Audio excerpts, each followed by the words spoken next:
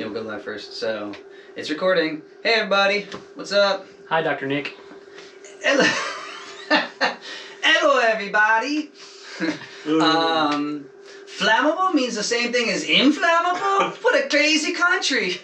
Alright, so I guess we're live right now on YouTube. Technically.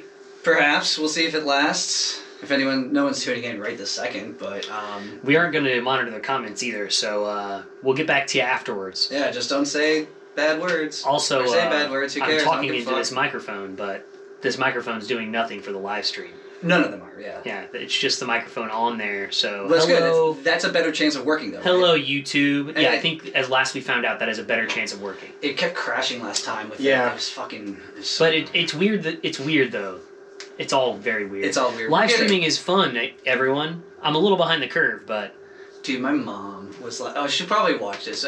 Hi, Mom. If we transfer this over to the Patreon, she might watch it. But it's kind of funny because she's just like, well, you know, you should have, like, multi-cameras, like a real talk show. Oh, God. I'm like... Yeah, I mean, Kim, should. donate 5 Gs. Yeah, I know. I got you. Yeah, sign up for the highest level on Patreon, all right? We'll fucking... And we'll after 6 months, after 6 months of the highest level of Patreon payments. Yeah, we'll get there. Oh, man. All right, word. Well, yeah, I'm ready to start recording. Let's get it. Yeah, we can talk about fraternity stuff, too. I don't if you want. Qualms with that. I have no qualms. So, you good? All right. Hey folks, thanks for tuning in. So glad to have you with us today, and so glad to have an esteemed friend and guest, and actually, honestly, I think our #1 listener, Dan Wallace. Ooh. He's here, and he's his personal brand. You guys might remember and those who listened to 3Ds and a Steve, that episode, which was a round table type of thing with me, Dreadless Dave, Dan Wallace, and DJ Cool Hand. So Dan was on that episode, and that was back up north. Calling DJ one of the Ds is a little bit of a stretch. It was a stretch, but it's how I could get 3 Ds and a Steve. That's fine. Yeah, DJ Cool Hand. Fine. Yeah. So anyway, for those who might not know, Dan, actually we have 2 Ds today as well. We got a DJ over here that's D. James Keen. Yeah, wow, Steve. We got 2 Ds and Steve today, actually. Just like a Friday night. Yeah, exactly. Just like Thursday morning is my Friday night. So yeah, we got James over here, co-hosting, and we got Dan. So Dan is a saxophonist and a clarinetist, flutist. I don't know what you prefer anymore. Flutists prefer flutist. I prefer it as well. I think I found that out too. I've never heard anyone like legitimately say flautist without making fun of it. It's like pianist. It's like no one actually says that. What, you say pianist? Yeah, pianist. Oh, that's so weird. I do say pianist. I say piano player. I mean that too. I say, hey, keys. Piano player. I think like in the Music Man, he's like the piano player. Because it's a player piano that she's that. Anyway, so Dan, he's a teacher, he's an arranger, he's a band leader, composer, a vocalist too, you're a singer, and as well as a dog walker. Oh, are you on one of the apps? No. I work for a company up in Baltimore. That's fantastic. I think did you do WAG at some point? No, I never did. Never did WAG or anything? No, what ended up happening with that was it was this guy that I was in a band with that I actually got kicked out of. Oh. What'd you do? I did not spend enough money on my clothes. I hate that. That's a real thing, by the way. People listening, you might be like, "Oh, but no, it's real." Sometimes. Yeah, they were like, "You don't dress well enough, so you can't be in the band anymore." I'm like, I'm assuming this is a cover band. It was a swing dance band. Oh, a swing, yeah. So which is even more like Which they're like, you need to be spending several days a week going to thrift stores and finding sure you got the right outfits. Yeah, and I'm like vintage vests and shit. The funny thing about this band, and I do not care if I say it on air. Go for it. One time I said, "Oh yeah, it's just a rhythm changes." They're like, "What's a rhythm changes?" I'm like, "You're in a fucking swing band. How do you not know what that is?" Yeah, I've got. And I had to explain to them, and then finally I said oleo. They're like, "Oh, you could have just said oleo." I'm like, everyone that actually plays this music knows what rhythm changes is. I think you just could have said, "I got rhythm" or Flintstones. Yeah, they didn't know what I got rhythm was. Olio. I would say Olio. I feel like is actually like the jazz like the college jazz student. I don't even know how that changes. goes. I know that. I won't say too much so you don't break any, but it's Sonny Rollins tune. It's da da da da da. That's like the jazz. Okay. That's like the jazz school rhythm changes. I feel like I Got Rhythm is like the standard. Like if you're in a dance band, you got to know I Got Rhythm. Wait, why don't we explain this for people listening? It's called rhythm changes because the song "I Got Rhythm" By George Gershwin. Yes, is where the chord changes come from. Yep. So and people, it's from Flintstones. The Flintstones. The Flintstones theme is and there are has literally the same chord changes. countless songs with these yeah. chord changes, and Yeah. so they have a shorthand for it called rhythm changes, as in I've got rhythm. Yeah, the changes from the song "I've Got Rhythm." So, But the fact that these people were in a swing dance band and they'd never heard of that before, but they know Olio, but they knew what Olio was, yeah. which is unusual to me because I feel like you would know. That's exactly what I was saying. Yeah, It's like you're that's saying- why that's okay. wild to me.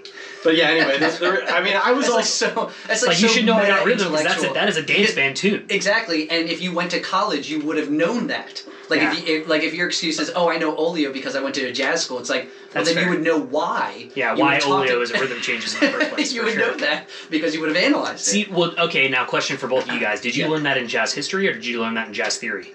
I didn't take either. And what were those things in for your respective degrees? I don't remember where I learned it. I probably learned it in lessons when I was in high school.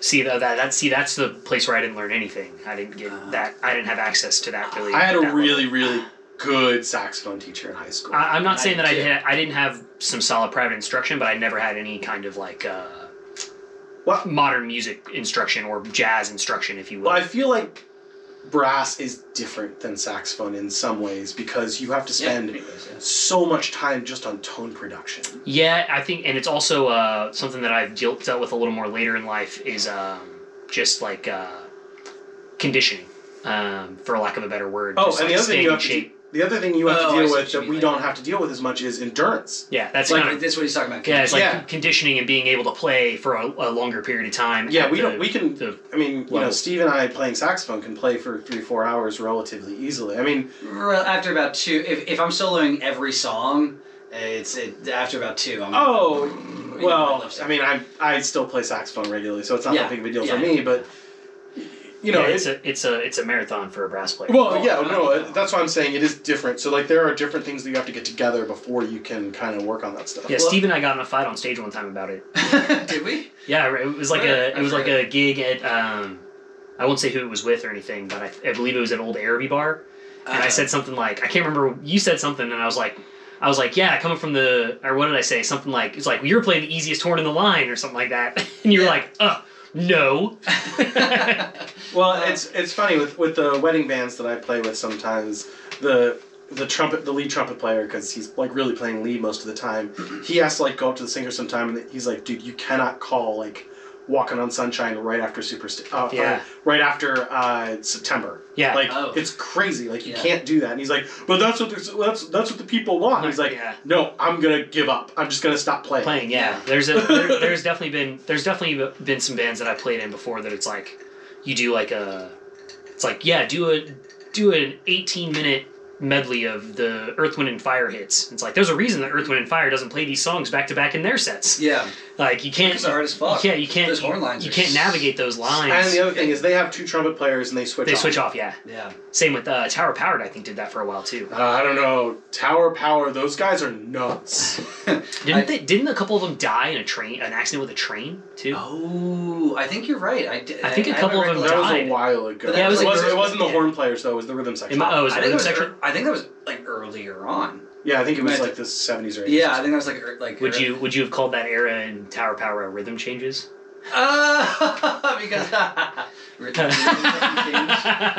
Oh Lord! Damn. Oh. Okay, I got it. Nice job, dude. Well done. Well done. That was something. Wow. Yeah, it's a good. I don't know if that was a pun. It was a good callback. That was good. I just hope everyone checks out the video to see Dan's face whenever I say that. He looked confused as shit.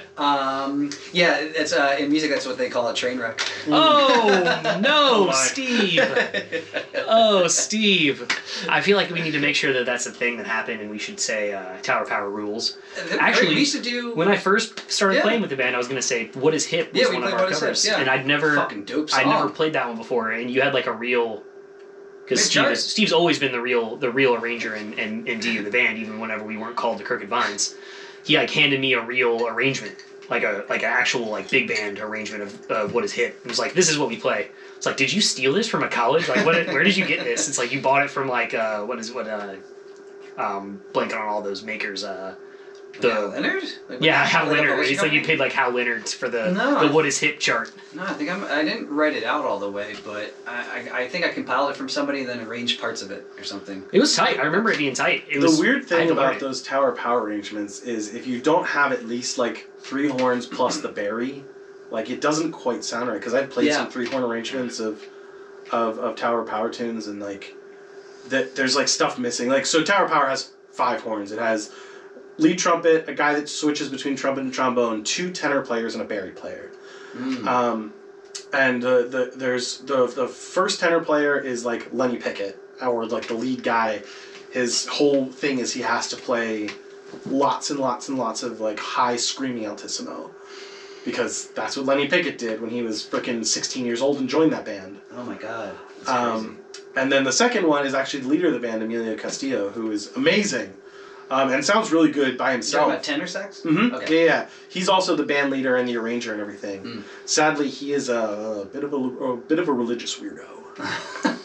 That happens. It happens. The Jesus kind or the other kind? Yeah. What other? Yeah. It's the Jesus kind. It's, oh yeah. He went on this big rant. I assume when you say a religious weirdo, immediately he's just like Christianity. I mean Americans. Yeah. I mean, American that's Christians. fair. Well, that's fair. I mean, you could also be any extremist fundamentalist. Well, that's what I was going to say. Is there's a lot of fundamentalist Israeli religions out there. But like in America, when you're talking about religious weirdos, usually. Yeah, for sure. That's that. Consider the context. Yeah. So he went on.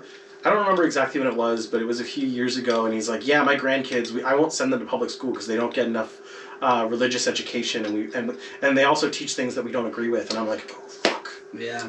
Yeah. Man. And they're like, he's like, "We really need more Jesus in their lives." What school needs is definitely Jesus. Yeah. Public school in the U.S. needs Definitely. Jesus. I think they need a cross over every door. Every door needs a cross just to bless you when you walk in. You don't want to burn. And it's also funny because obviously, like, Emilio Castillo, he wrote all the lyrics to all the Tower Power tunes, and if you listen to them, it's like, you know... What is hit? Jesus. Well, but it's not, though. A lot of it's about, like, doing drugs, getting turned, buying hookers, like... Did he do that? Yeah, he got saved. And do that. He got saved after that, probably, right? I don't know. I don't know. I don't know if it's always... That does happen to people. You know, I know. They lead the life, and they're just like... And then they get rich and conservative. Yeah. Not even rich, but sometimes just conservative, but... Yeah, he's also, like, real old. He's like... I don't know if he's quite 80 yet, but he's definitely late 70s. Well, isn't that the old tale is like up until recently, it's like everyone's liberal and progressive until they start making money, right? Oh, yeah, Isn't that the old trope in the U.S. until like 1990? Everyone's a socialist until you have like $1 million. Everyone's a socialist until you make some money. Yeah. And then you're not. I mean, at least that makes sense, because that's not how it goes down. Now, that's the thing is now that's why we have so many progressives in their 30s and 40s. Like probably now is really. And also, it's a lot of like really poor people that are super conservative. It's like it doesn't make sense, but yet that's the trick. Yeah.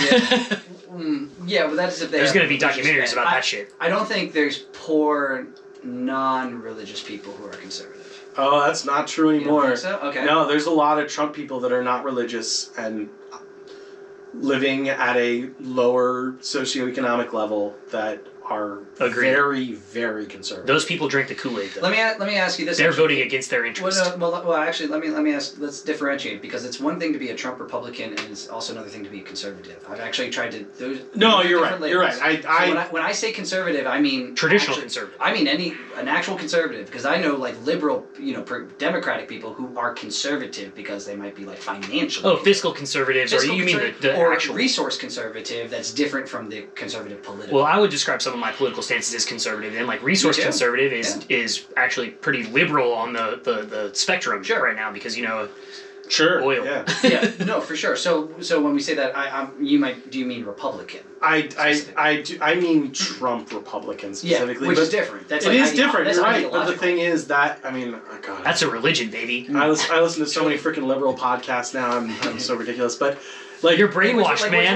Which ones? Oh, I listen to Pod Save America all the time. Okay, I haven't checked that one out. I'm guessing that's you know, the famous. That's like That's the famous one. I do not like Joe Rogan. You know he's not like a conservative. I know he's not. I know. And his podcast isn't conservative either. I know. He has conservative people on though. He does, and it's. But he also has fine. really liberal people. My problem is he's a moron. You think so? He's a moron. Don't agree. I disagree. But I think his intelligence is neutral. I think the thing that's so shocking to people is his openness to hear everyone out. That's it. He's providing a platform that a lot of people don't agree with. Yeah. Like his platform solely giving people giving people that platform is I think what a lot of people have issue with, and that might be where you're coming from. I don't. That's not. I mean, I'm not one of these people that thinks that people should have a platform. That's not. Well, it's not necessarily that. I mean, more like he shouldn't be neutrally letting someone spew off like facts that things that are fact. My problem with him is he's not neutral. He tries to pretend that he's neutral, and he's really, really not. It's okay to have a perspective, and I wouldn't even call his perspective like Republican in quotes per se, but he definitely has a perspective, and like just be open about that. But his whole thing is I'm just asking questions, and it's like no, you're not. You're trying to push something, and that's fine. Totally fine to push something, but like be open about it. Well, I think I would push back on that and say it's for views. Hold on, wait. I don't think so, actually. I listen to Joe quite a bit, and the reason I do, because there's a couple of things that he espouses that I really like. He actually does espouse, like, socialism and democracy. He, he's very much on, like, hey, poor people should be lifted up. They should have access to resources and clean water and all these things. There should be a better distribution of wealth. Politics are really ugly and it's corrupt. He's also into kindness and love. He's always about like saying, hey, treat people good, be healthy, be a good person. That's a big message of his consistently across many years. So that is definitely a great stance, right? I think we can all agree on that compartmentalization, right? I can say yes, that I agree that is a good thing to actually believe if that's actually what you were doing. Yeah. So that is what I perceive of him. Now, Dan, you have a look on your face that you think, but do you listen to him? I did listen to him for a while. Okay. I never listened to like a whole episode. I just like got clips here and there about things because he did have people on his podcast that I'm like, okay, I want to hear what they're about, even if I don't agree with them. Sure, that's great. Which is great. We should do that. We should be able to listen to people that you don't. Yeah, and like every so often, I was like, okay, they make a good point. My problem has always been this with folks of that ilk. Mm-hmm. And it's a weird thing for me to kind of deign. It's like it's an issue of, but why are they saying that? Okay. That's always my issue is why are they saying that? Where are they coming from? What is their perspective? And I don't always know. I can't always know, but you get to know someone enough like Joe Rogan because he is a really big name personality. Sure, he's a well-known figure. Yeah, exactly. Like the more obvious example is Jordan Peterson. Like every so often, Jordan Peterson says something. I'm like, okay, that makes sense. But then absolutely. But then I think to myself, but why is he saying that? I think because he believes it. I don't think he doesn't believe it. I don't think that's the issue. But is he trying to spew hate? Is he coming from a super, super, super, super religious perspective? And all those supers were very necessary for him. I understand. There's a part of it there, yeah, when he talks about, he's very passionate about, like, it's not, I don't necessarily want to say anti-trans, but his stance on trans is really, it's a stance. Yeah, and it comes from a religious perspective. And if he's out there and said, partially, I think that's all it is with him. Maybe I think there's a supposition there. I think. This is my problem with it though. You're sitting there saying, "Oh, well, I don't think it's only that," which I understand why you say that. Sure. But I think that was his goal all along.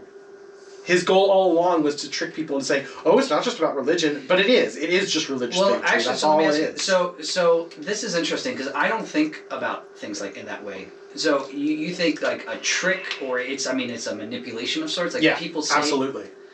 I don't perceive things that way because I don't act in that way in my life. I know that some people do. So that's interesting to me. I would never think like, oh, somebody would like Joe Rogan or Jordan Peterson or Ben Shapiro. They're going to say something that they know is going to make gender people to them, or make people feel good about them, right? That's a trick in your mind? I think when you're trying to include religion in a conversation where you're trying to be quote unquote reasonable, and you're trying to, it's mostly just religion for me. It's mostly just, Ben Shapiro is a perfect example. He is incredibly conservatively religious. Yeah. Incredibly, but he always tries to mask it by the fact that, being this Jewish is completely normal. It's like, no, it's fucking not. No, I mean, he has an extremist. He is an extremist. Yeah, he doesn't touch the fucking light switch on Saturday, Yeah, and the thing is, that's not even as extremist as you can get with Judaism. Yeah. No, no, of course. I mean, there are people. There are people. I don't want to get into that too much, just because of all the things that are happening. But there are people that really do believe that the Jewish people should fight a holy war. Sure, of course, and there have been. I mean, I'm not saying the average Jewish person. It's like the average Muslim person does not want to fight a holy war, but they both, like the most extreme versions of them, do. Sure, same with Christians. Yeah, absolutely. Yeah, same with Hindus. Same with everyone. But yeah. I mean, the Jewish War. That's Josephus. That was like the Antiquities and the Jewish War. The historian from like 100 A.D. You guys know what I'm talking? I mean, they're Jews. So that's another problem. I should mention I'm half Jewish here. Yeah. Clarify. To clarify, so I'm not just shitting on the Jews. Yeah.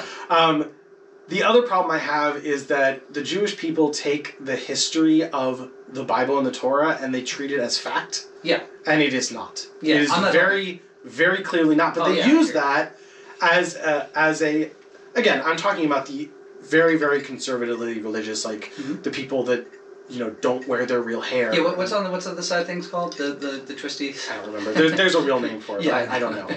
But there are people that's like Hasidic Jews, and I don't know. Right, like the women that they don't show their hair in public, which is funny because real similar to Muslim women. Exactly. That are that. Well, they come from a similar place. I mean, Muslims are just a continuation of Abrahamic monotheism. Yeah, I mean it's not that, and like so they both have the same kind of religious dietary restrictions. Sure. So it's funny how much they have in common. An insane amount. Any Abrahamic religion has an insane amount of similarity because they all come from the same fucking core. And it's very similar to other things. Back to what I was saying before about some of these public figures like Ben Shapiro, like Jordan Peterson.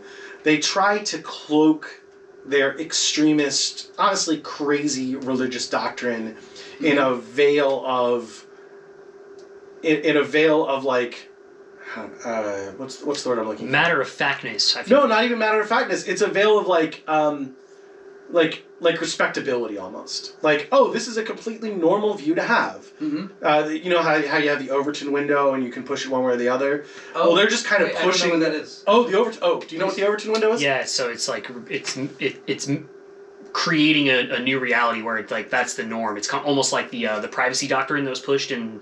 Like at post 9/11, it's like we started shifting the Overton window towards less privacy, right? See, this is another thing that I get from Pod Save America. So the Overton window is what is acceptable to be discussed in public. Okay, gotcha. Especially like in a political context. Socio-political norms viewed. Yeah, right, okay. And the thing is, part of the big problem with Trump for a lot of people is he pushed the Overton window in such a way that a lot of these things that were not normal and were not okay before now are just completely normal and fine. Well, yes, yeah. I feel like that is my problem with someone like Jordan Peterson or Ben Shapiro specifically. Less so with Joe Rogan. But I do feel like Joe Rogan should take a little more responsibility considering how much of a reach he has. That I will agree with that. With great power comes great responsibility. And I don't think he believes that he has it. No, he does.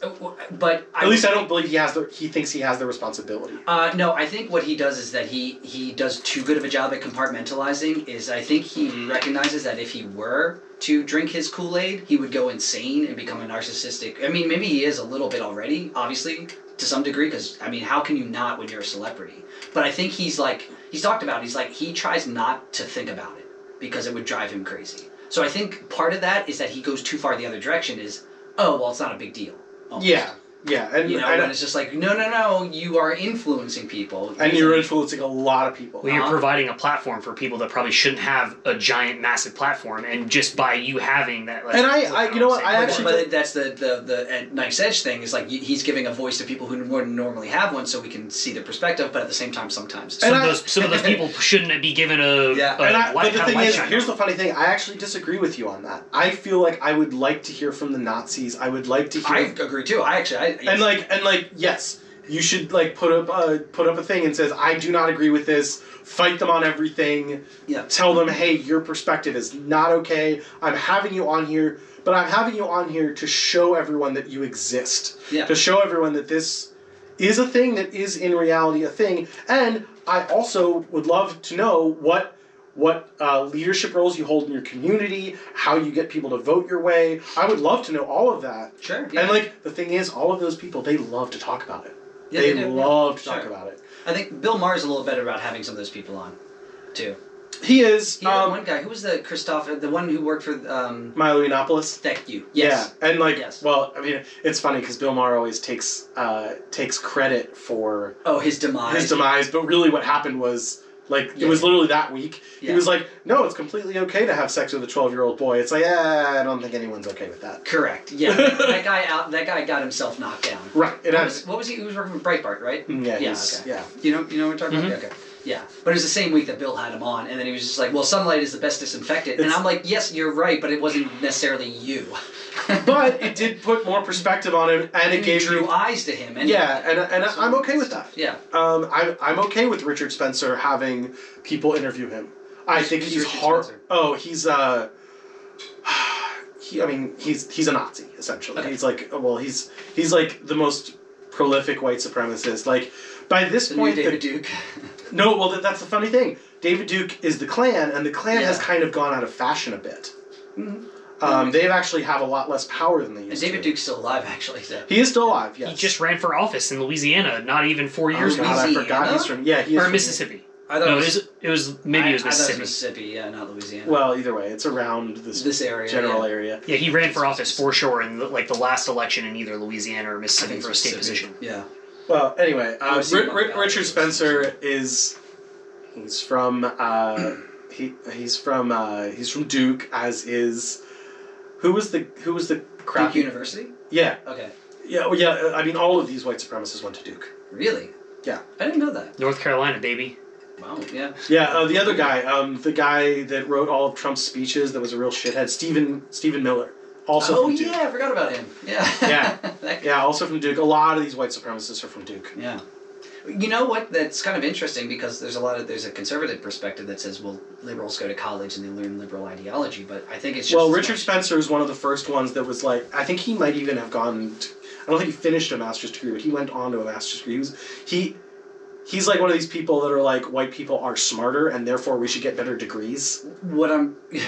Well, I think he's nuts. I want to be very clear. I think he's nuts. I guess what I'm saying is I think it goes both ways there. That's the biggest thing that I've seen is the political spectrum. It's like both of the extremes are actually, I've talked about this before, it's really a circle. Once you go out to the outside enough, you just hit the circle of it all. Because, as I was just saying, if some people's perspective is, and we've seen it in memes and cartoon type of meme things, like you go to college and, you become a liberal, that's a conservative standpoint. Everyone here knows what I'm talking about. Sure. But I think at the same time, you can make the case that, well, if you go to a conservative college, you are conservative. Yeah, certainly. So the ideology is just instilled. It's a school. It's a school of thought as well as it is a real physical. I've met people that went to Liberty University. I actually dated a girl once that went to Liberty University. That was interesting. How'd that go? Weird. But the funny thing was, she actually... So by the time we met each other, she had actually gone full over... Because her father was a pastor. And her father was like, hey, look, I'm looking at what these people are talking about. And their world is filled with hate, and that is not Jesus' message. Is Liberty the one in Utah? No, Liberty's the one in Lynchburg, Virginia. It's run by who's the guy that got caught with the pool boy? Jerry Falwell. Yeah, Falwell. Yeah. Yeah, so he's still the president of that, and his father was the president. That's his college. What? He's still the president? I think so. I don't. That's think... absurd. Oh, wait. He may have stepped down, but it was not. It was a while after the whole pool boy thing happened. What is it? Yeah. My girlfriend watched the documentary on that on Hulu. It is quite the story. Yeah, it's always that type of shit. They're always caught in the hotel with the gay prostitute or whatever. Oh, it wasn't a gay thing. It was no, I know it was the cuckolding. Yeah, thing. But I mean that's like the Republican thing, or not even gay, but just like with a prostitute, and they're doing like they're always all these televangelists. To be clear, you're talking about the guy that got the dude to get with his wife so he could watch, right? Yeah. Yeah, and cuckold, film and do. But the funny thing was, if you watch the documentary, my girlfriend was watching it, and I was like kind of going in and out doing other things around the house. But as I was like kind of drifting in and out, it was like, yeah, you're fucking my wife, but I own you otherwise. Yeah, it's a power thing too. Yeah, because it's like you can have sex with my wife, but basically he gave this guy like several commercial properties to manage, but they didn't actually need managing. Like he had maintenance staff. All he had to do was collect checks. But the whole time he was like, but I am the reason why you have a career. That's crazy. That's yeah. Weird At that point, it's not you can fuck my wife. It's no, you fuck my wife for me. That is what you're doing. Yeah, that's It's to some degree what was going on. It's wild. People want to like own other people, like that's their kid. my name's James, and if anybody out there is looking for a cuckold, hey, I am pretty broke. He's ready. Ask for cash.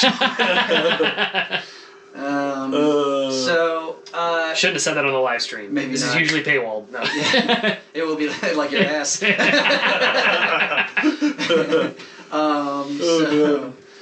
Well, that's interesting. What's the college? What was it? That's the Mormon college in Utah. I was thinking for a second. That's Brigham Young. Brigham Young. Yeah, that's different. Yeah. That's the Mormon school, I believe. That's what I said. Yeah, Yeah. Mormon college. They're very good at gymnastics, or at least they were for a while. They have a beautiful choir. Oh, sure. Yeah, they do. They do have a great choir. I think I saw them perform one time. Actually. Oh, they're amazing. Mormons are actually all right. They're crazy, but they're like one of the better. Actually, I dated a Mormon once too. That was an Ooh, did you partner up and date multiple at a time?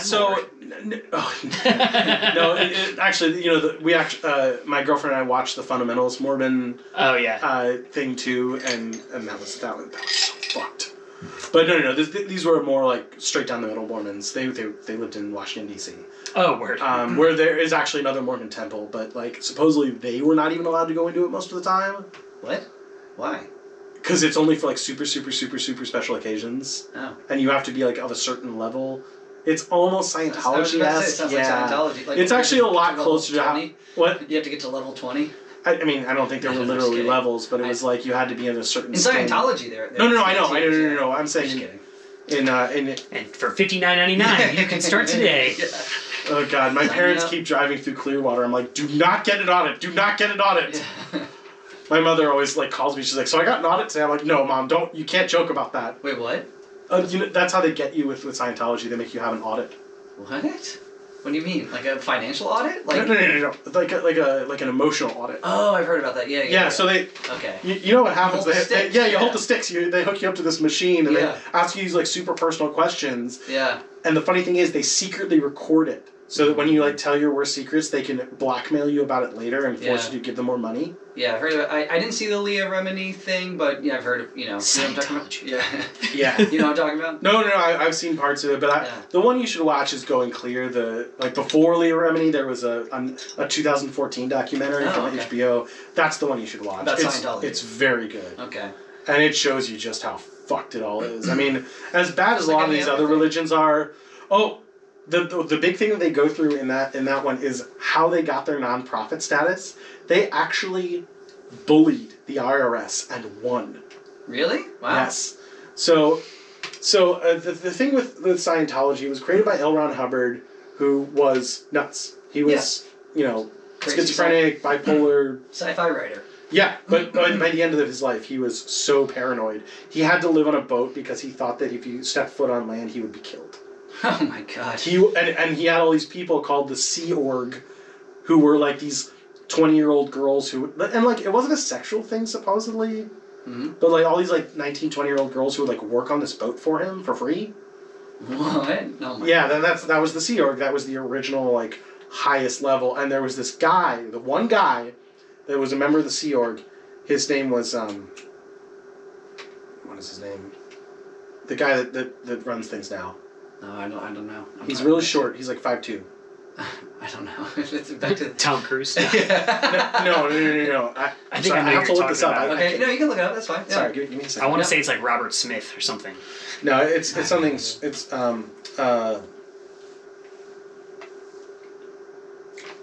Sorry, I just. No, please do. I'm supposed to be the Googler, but I have. You're doing a lot over there. I've been I've been entrapped with other things. Yeah, you get. You're fine. It's It's strange. It's kind of an interesting name. And yeah, anyway, that's fine. so this Did guy. you find out? No, I can't. There it is. David Miscavige. Oh, So he is the current, and after excuse me, L. Ron Hubbard died, he took over as the leader. And what happened was he basically, with all of his holdings and with all of the financial interest that the Church of Scientology has, the United States government and the IRS basically said, hey, you can't function as a nonprofit, religious or excluded organization.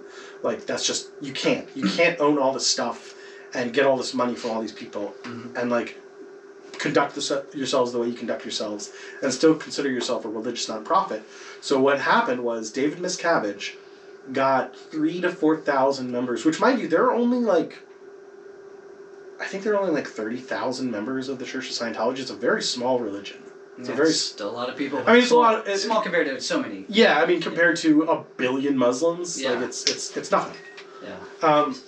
So what he did was he got about 3,000 or 4,000 members to call the IRS constantly, tie up their lines, and yell at these IRS agents and tell them, make my religion exempt, over and over again. And their lines were tied up for like 2 weeks. And after that, the IRS was like, okay, you win.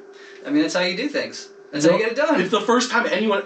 Frickin' Al Capone didn't even beat the IRS. I mean, yeah, but just him. You know, you didn't have 30,000 people calling in. Yeah, it was only 3. It was only 3,000 people, but it tied up all 3,000. Yeah, it tied up the phone lines. I mean, yes, for sure. I mean, I've been to Al Capone's. How could you do? I've been to one of Al Capone's hideouts before. Really? Yeah, he had a bunch of hideouts in Southern Illinois. Right around where I was raised. That's cool. There's one of them you can go to. It's like preserved. It's just like a house in the middle of the woods. Oh, really? Yeah, it's a cabin in the middle of the People woods. like just have a plaque. Like, how do you know it's? You just know? verbal history. That's cool. And apparently there was like booby traps and stuff. Really? Yeah, it was like a whole thing. But you've been there. I went in the cabin before. You get hurt? No, I was fine. booby It's traps? just a cabin. Yeah. Now, I mean, we're talking about in the 30s, right? Oh, of course, yeah, you probably had booby traps. So, anyway, it's funny that you brought up Al Capone. Yeah, well, I was just thinking about IRS, and then So later, essentially, we think that David Miscavige's wife is dead. Mm-hmm. Like everyone just kind of assumes she's dead because no one's seen her in 20 years. Yeah. They keep sending messages from her, but like letters, and like she keeps sending letters to the police saying, "I'm fine, I'm here." But that's like, not suspicious. No one has. Like literally, she has letters. Heard you were looking for me. Just wanted to let the police know that I am A-okay. Yeah, that's my literally. husband definitely didn't kill me. I mean, it doesn't say no one killed me, but like other than that, that's exactly what these letters say, almost word for word. That's really funny. And it's super weird, and everyone's like. And that's like one of Leah Remini's things is like, where's Shelley Miscavige? Yeah. Where are her bones? Yeah. But she's dead. I mean, that's like... they have a torture compound in Clearwater. Really? Yes, they have a torture compound. That's hot. where they send like dissidents or like what do they call them, like undesirable people. That's so fucked up. Yeah, and they like beat them for months. Where's Clearwater? Jesus Christ! Wait, what? Where's Clearwater? Clearwater's in Florida. Florida. Yeah. Oh, when you're talking about your parents. Yeah, no, my parents go to Florida for a quarter of the year. Old Jews. Yeah. Well, just one of them. The other one's old Italian. Yeah. You know, it's the same thing. Same thing. Yeah. Get some sun. Yeah, they're happy to be out on the beach, but every time they drive through Clearwater, I'm like, you stay away from those people. Yeah, good call. I'm like, Mom, you've probably driven past the torture black site. She's like, no, I haven't. There's no torture black site. I'm like, Mom, it's on the fucking map. That's crazy. I mean, I believe it, of course. Like, but that sounds conspiratorial. You know, like I know. conspiracist. I mean, right? But yeah, but like these people. But conspiracies are real sometimes. They're not even like conspiracies. They just are. It's like black sites and like black ops. And isn't that a stand-up thing where it's like round punches? Yeah. Thing where he's like, you don't believe in any conspiracy. He's like, I get it. You don't believe that I get it. Like the moon landing happened, but like you don't believe in any. Because the government's just telling us all the truth. Well, he's like, no, well, the joke, it's on Gigglefit. I just watched it recently. Yeah, he's like, the government's supposed to be our dad type of person, and we're like the kid. I have a son. I lie to that kid all the time. Yeah, that's your ass. I have one son, and I lie to him. It's like, you guys are responsible for like 1 billion people. Yeah, exactly. I have one son. I lie to him every day. Yeah. So, like, that idea, I mean, also, conspiracy, like, people can conspire. Like, just come up with a plot. People try to, like, rob banks and shit. You know what I mean? Like, people conspire. It doesn't mean it's that's all it means. What? I just enjoy you using the root word of the... it's all... Yeah. No, it's very... It's very... pragmatic. It's very ELA of you. Oh, well, what's that? English literature arts. Yeah. Oh my. ELA class. But I mean, that's what it is. So I mean, people are like far out conspiracies, like the moon landing was faked. Is like, okay, that's pretty. You know something I don't understand though. Suppose I'm not saying the moon landing was fake. It was not. Mm-hmm. But I don't. You know what I don't understand? I don't understand how they streamed the video live from the moon. I don't think they. No, it was a delay, and they were but like, how did they send it from the moon? VHF satellites, baby. A frequency. They were sending radio. It was like a. But like video, they had video in 1969. Was it 9 or 69? Yeah. I mean, it would have been the same way that it would have been the same way that they broadcast anything that was like from a news van. Yeah. It's just a further shot. Yeah, that's why it was like an 8-minute delay or something. Oh, okay. I didn't know that that's what they did. Yeah, because it had to come all the way from Hollywood. Because it didn't actually happen. Yeah. No, that's how it is. I mean, it's the same, like... I just didn't know that those waves could travel that far and then could be picked up. I had no idea. Yeah, they can. Because that's what they use for SETI is radio frequencies. You know what I'm talking about? Search for extraterrestrial something. Oh, yeah, but that's just audio though. Right? No, but they can. Yes, it is audio, but they can process the thing. I mean, it's how. Let me put it this way: bunny ears on old TVs. Mm-hmm. Yeah, sure. There's a radio frequency. Sure. Oh, okay. Yeah. Same thing. Okay. Same thing. They still pick up. Okay. So yeah. But again, not anymore.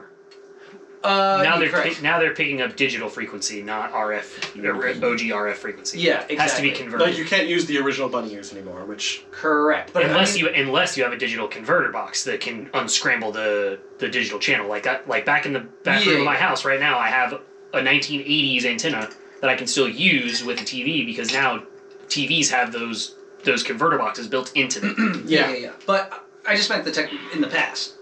That was the technology. Sure, I just didn't know that that's how they did it, and I didn't know they could travel that far. Come on, Dan, have you not seen the news van on Anchorman? No. It's a great point to bring up. News team assemble. But anyway, the moon landing. But there's other conspiracies that they're not like. What? I'm sorry. What? You're just fiddling with stuff. I was fiddling with something and it made a bad noise. My apologies. But yeah, I mean, it's not like these things don't exist just because some of the major ones, like look at the Kennedy assassination, is now. I mean, obviously, I think that was always kind of clear, like it was multiple shooters, and now the documents coming out and the redacted stuff, like it's showing, oh no, there was crazy involvement, and they haven't actually said there were multiple shooters, but the involvement of the CIA is now quite apparent, the government.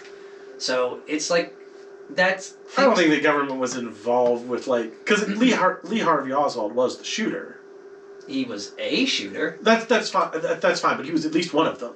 Yeah. He was involved. It's not like he was just some fall guy. He was involved. No, correct. I don't think. Well, that's the thing. I don't think the CIA hired him. That's always the follow-up question. Yeah, That's always the JFK conspiracy follow-up question. It's like, yeah, he was involved, but why was he involved? Because he was nuts. I agreed, 100% agreed. But I feel like that was whenever there's connections to that MK Ultra stuff and everything. That's all. And he was a white. A lot of this stuff goes back to white supremacy because one of the big reasons, to my understanding, one of the big reasons why Kennedy was assassinated was because he was being kind to relatively much kinder to black people than... He was also, like, had prostitutes and people that were hooking up with, like, they were German spies and stuff. He was like, becoming a national liability. Sure, but I think Lee Harvey... Lee Harvey Oswald's main thing was, you're being too nice to black people and I need to stop you. Wait, but they just released, the other month, a couple months ago, it was kind of, no one cares really anymore because it's been so long, but they just released stuff about CIA involvement in Lee Harvey Oswald. This just came out. All right, I'll check it out. We'd have to check it out because I don't want to talk about fine, don't worry about specifics, but like that, this is. But I'm pretty sure he was part of that. The director of the CIA, who like the Charles Manson connection, that book Chaos and the MK Ultra stuff. Do you know what I'm talking about? Sort of. I'm not hip to that. Yeah, so MK Ultra was a CIA operation where they were dosing people with LSD and psychedelics and indoctrinating them and doing brainwash stuff to have them as like plants. So that's about the extent of what I know. Yeah, and Charles Manson was one of them, and that's like proven now because he was in jail and he was like a schizophrenic, charismatic guy, and that's why he would like go to jail and get back out. They kept releasing him, was above the pay grade. He was involved in, or the CIA was connected with that, and there's also links to Lee Harvey Oswald and the same director and the same MK Ultra programs. Now, I'm not saying that Lee Harvey Oswald was doped up on or dosed with LSD or anything like that. Well, even if he was, I don't think they directed him to kill the president. I don't know. I don't. I'm not saying it's like a rogue CIA agent. Let's write a movie script, guys. It was basically the Manchurian Candidate. Yeah, I don't believe that they directed him. He may have done it because of something that happened to him that the government did, but I think it was his idea. I think it was his... Even if there was a second shooter, it was his plan. Perhaps. It's a little too far-fetched to think that he was just a fall guy. Probably a more likely thing is that he was in communication and that he was going to do it, and they used, he became a fall guy in a way. They oh yeah, no, you should do that. And then they set up other people. You know what I mean? I think he wouldn't have knowingly. Why would anyone knowingly be a fall person?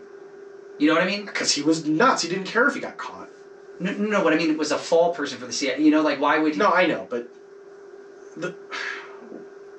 Yeah, and also I'm misremembering some things. It's Jack Ruby who was connected as well with the CIA. Sure, yeah. So that's I don't know. So it's one of those things. But my point is there's shifty stuff going on in that story. There is. Yeah. The point is some conspiracy theories are true. Well, yeah, because and I guess my my question is. Well, I mean, the conspiracy theory about sugar that ended up being real, where they were burying the evidence. No. It was the sugar industry is why we why people are just salt's bad and red meat's bad. It's sugar. Sugar leads to heart disease. Yeah, it fucks you up. Sugar's the worst thing ever. Sugar is not that's the one thing that is super super clear about nutrition is that sugar is very bad for you. Yeah, it's also what pioneered everything existence wise. Though I feel Wait, what? Finding how to sugar and other spices. Sugar and spice and the trade. That's what sparked world development. Yeah. Well, yeah, but that's I don't think that's just sugar. It's salt and other and pepper. Other spices, but but sugar I think was one of the biggest advocates because sugar is. It's taste and it's also pure energy. Yeah. In a negative way. Yeah. Too. Yeah. We've now found out.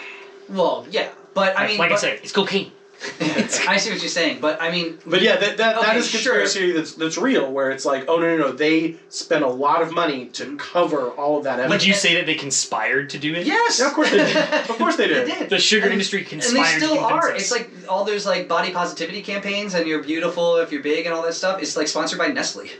Yeah, they're the ones that are paying for those ads. Brought to you by Domino Sugar. Yeah. I mean, there is definitely some of that. Yeah. We're just down the river, and we love it whenever you got diabetes. Come on down to the Domino Sugar factory. But no, that's real. The stuff like Lizzo and all that stuff. Fat is beautiful and all this. I don't think she really had that. She doesn't. I mean, it's why does she have a show? Who's giving her money to make a show? Oh, you know what I mean? Yeah, I'm sure it's coming from people that have sponsors that have interest in. But I don't think she personally has. No, I'm not saying she does. No, of course not. Why would she? No, she's a big person. She's just trying to live her life. She's trying to live her life, and she's got success. Yeah. Yes, and she believes that messages, and that's the weird thing about that. That's altruistic. Is like that's the biggest problem with all these things we were talking about earlier, left, right, and all these, whatever it is. It's like some people they just feel like they're doing a good job, and they are good. They're on the side of good. Sure. And they want to spread what they believe to be love or positivity. And I think I bring that back to all that stuff with Shapiro and Peterson. If you believe that they're doing something maliciously, I can't say to that. But I do perceive it's like, well, no, maybe they mean this as like they do think they're good. Well, but this all goes back to the why are they saying what they're saying. Mm-hmm. And you think it's for gain. That's it. You think it's for gain. It's just simply... I don't know if it's exactly gain. Sometimes it's hate. Sometimes people hate so much. You're right. That they just want to destroy things. Mm-hmm. And... They hate, but they also believe that, I mean, James said this to me before, the Christians, they want to convert you out of love or something. Yeah, but it's never love, it's love. That's what I say. I'm putting it in quotes. But the majority of normal, everyday Christians don't see it as air quotes love. Yeah, no, of course they don't, but it is. Yeah, I think it's for gain because it gives them, it gives them points. Yeah, but you guys are digging into some more some pretty existential issues with what is what, what does it mean, what does it even mean to be, what is feeling and what is love? Why convert somebody to a religion? How about that? Why would somebody do that? I would say that the first answer that someone who is, like you kind of said before, in their mind doing the right thing or living the way that they want to do, they don't see it as taking away someone's autonomy. They see it as giving someone an opportunity to not burn in hell. I understand that, but why do they? But here's what I always do that. Why do they personally care? Because the Bible, the text that they've been told that they need to follow tells them to. Well, so that I'm sorry to interrupt you, but we might have the same point, but. To me, that sounds like they just want to rack up good points. They want to rack up good karma. No. I okay, you have a different point. Well, my point is I think that in their minds it's well, I'm doing good. I'm following the Bible. I'm doing all these things, and that ensures me heaven. It comes from. So yeah, place. Well, it is selfish. Yes and no. It's a conspiracy. But no, what you're preached at every Sunday. If you're as they used to say, especially on the musician side, asses in seats. The asses in seats are not hearing that message. The message that they're hearing is that this is basically a direct quote from even a sermon that I was at whenever I was in Illinois over Christmas. It's you cannot achieve the glory at the end by acts. There is no act that gets you in. Bringing in people doesn't get you into heaven. That's just what you're supposed to do that comes along. Well, that's that Calvinism bullshit. The only thing that comes... Well, Calvinism is a little more intensive, but... Well, Calvinism is literally, at birth, you are decided whether or not you go to heaven or hell, but you can lose your chance to go to heaven if you do something bad. Yeah. I mean, that's a very, very, very basic version of it. So that... Calvinism falls into, I would say, somewhat of an extremism area. There are some Calvinists just a little. There are definitely some Calvinists where I'm from. I didn't know that anyone was still practicing Calvinism. Calvinism is, definitely alive and well. Wow. That's a fuck shit. Basically what we're talking about is Lutheranism as a whole. Mm-hmm. The sect of Christianity that was broken off by Martin Luther whenever the Catholicism basically rejected freedom. Yeah. Well, Martin Luther comes... that's more complicated, but it was to take power from the priests. Yeah, essentially, yes. It was to give the Bible to everyone. But a lot of evangelicalism in America is founded on the principles of Calvinism. I don't know that actually. So I don't know of that. I would say that the biggest thing that what I know. I mean, they broke off. It's different, but it is founded on the Calvinism is definitely one of the originating religions that came because that was also part of the reason people came here in the first place was they didn't want to be Catholic. They wanted to be Lutheranist, or they wanted to be Lutheran. They wanted to be Quakers, a Quaker is a Calvinist, a Puritan. I think the Puritans were Calvinist based. That may be true. Like the Pilgrims who came as Puritans. But I think to track back to what I was saying is that there is no church out there, and the Bible also the text doesn't relate. That like no one is out here thinking if I do good deeds I'm getting into heaven, or they're not really paying attention. Mm-hmm.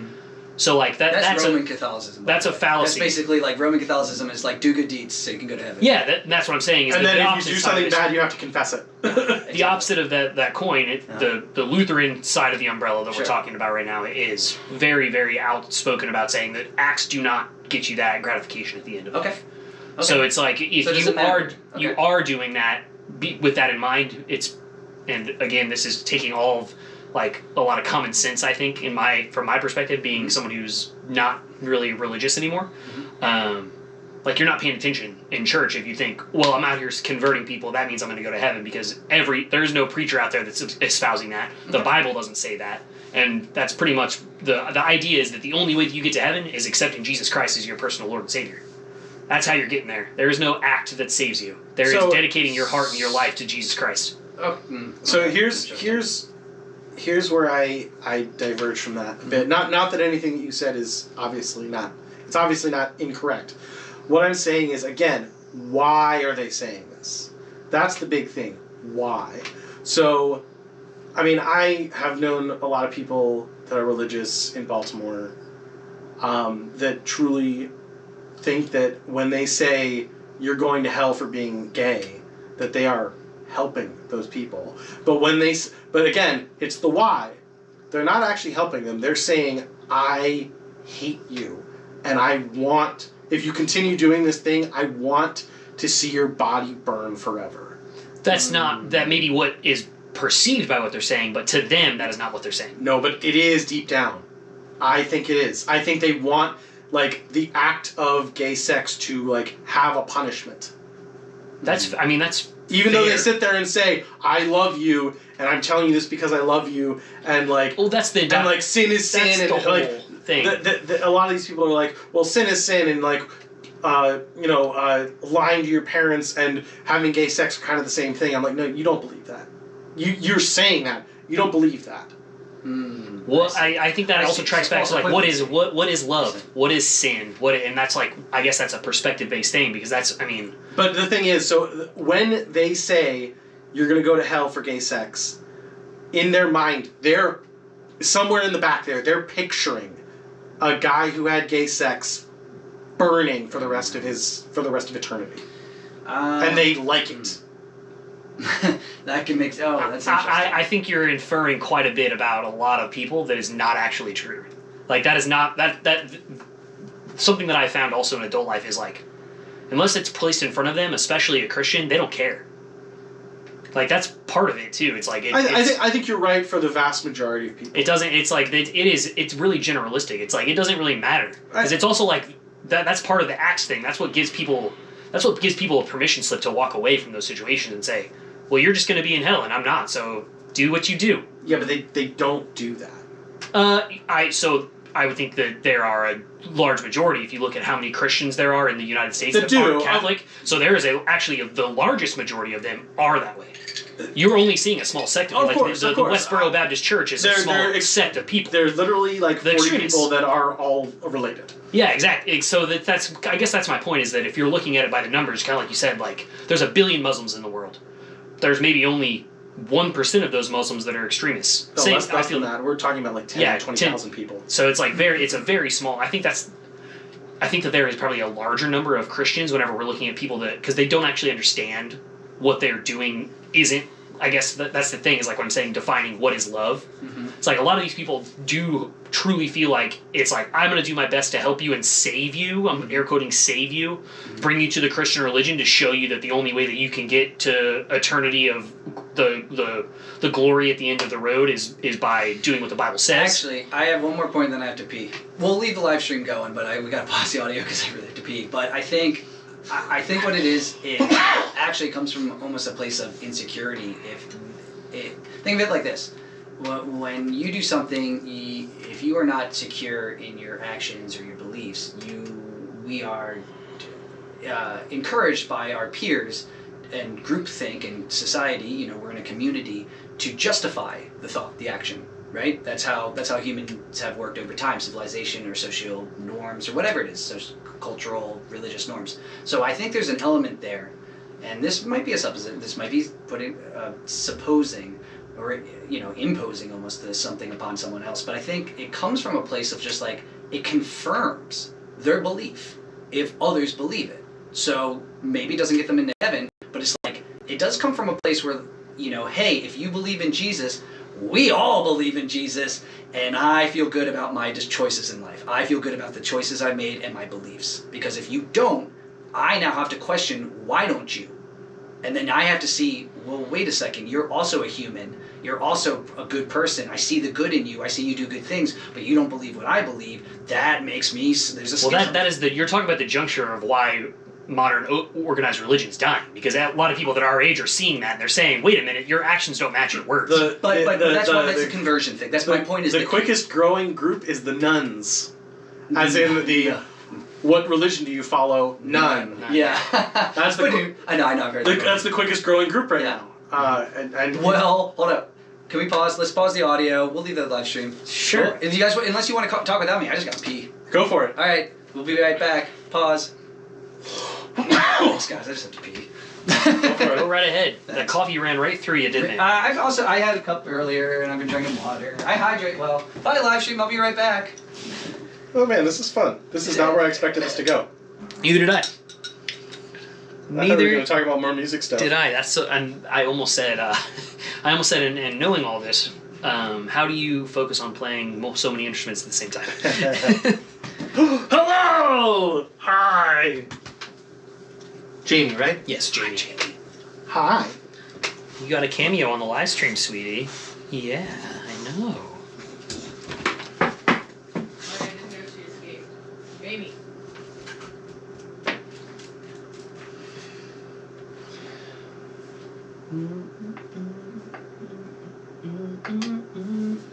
Oh good, Maggie found some tchotchkes. Beautiful.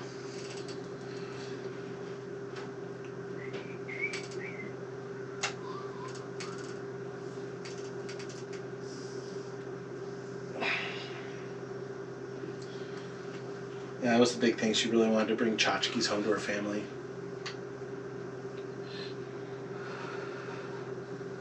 That's good. I'm glad you found them.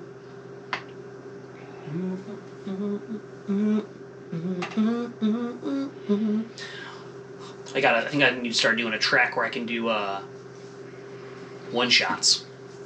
One shots? Yeah, or like hold music. One shots.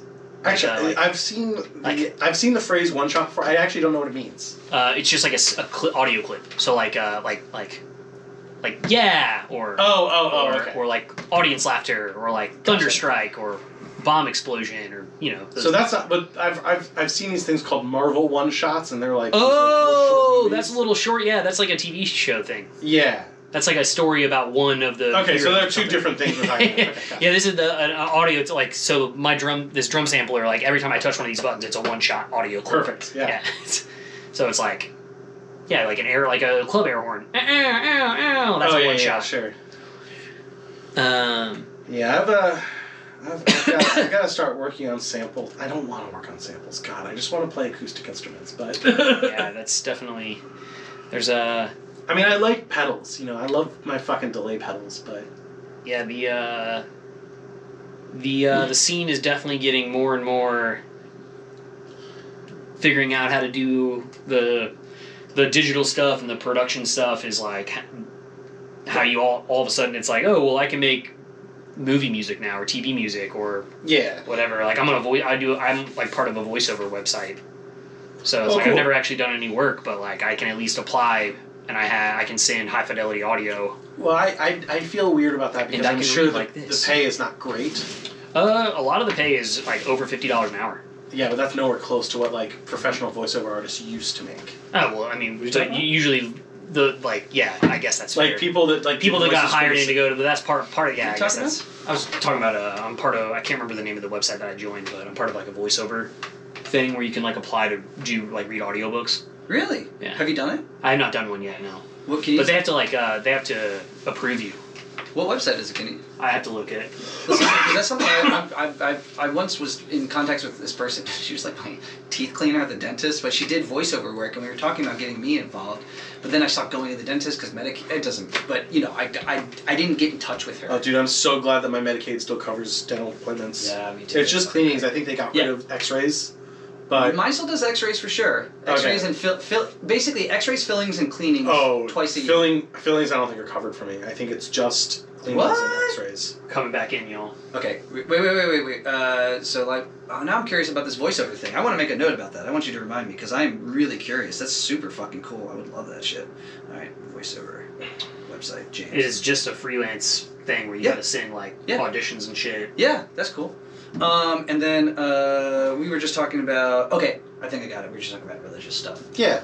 All right, and we're back. Woohoo! It's funny. I was just telling James while you were gone that I didn't expect this to be where we went. I expected it to be more music related. It doesn't. It's supposed to be just conversation. I mean, that's the thing too. It's like I don't want to get bogged down. Well, knowing that there's this many religious extremists out there, I wanted to ask Dan how he possibly, does all those transpositions in his head while he's playing all the different instruments that he has on stage.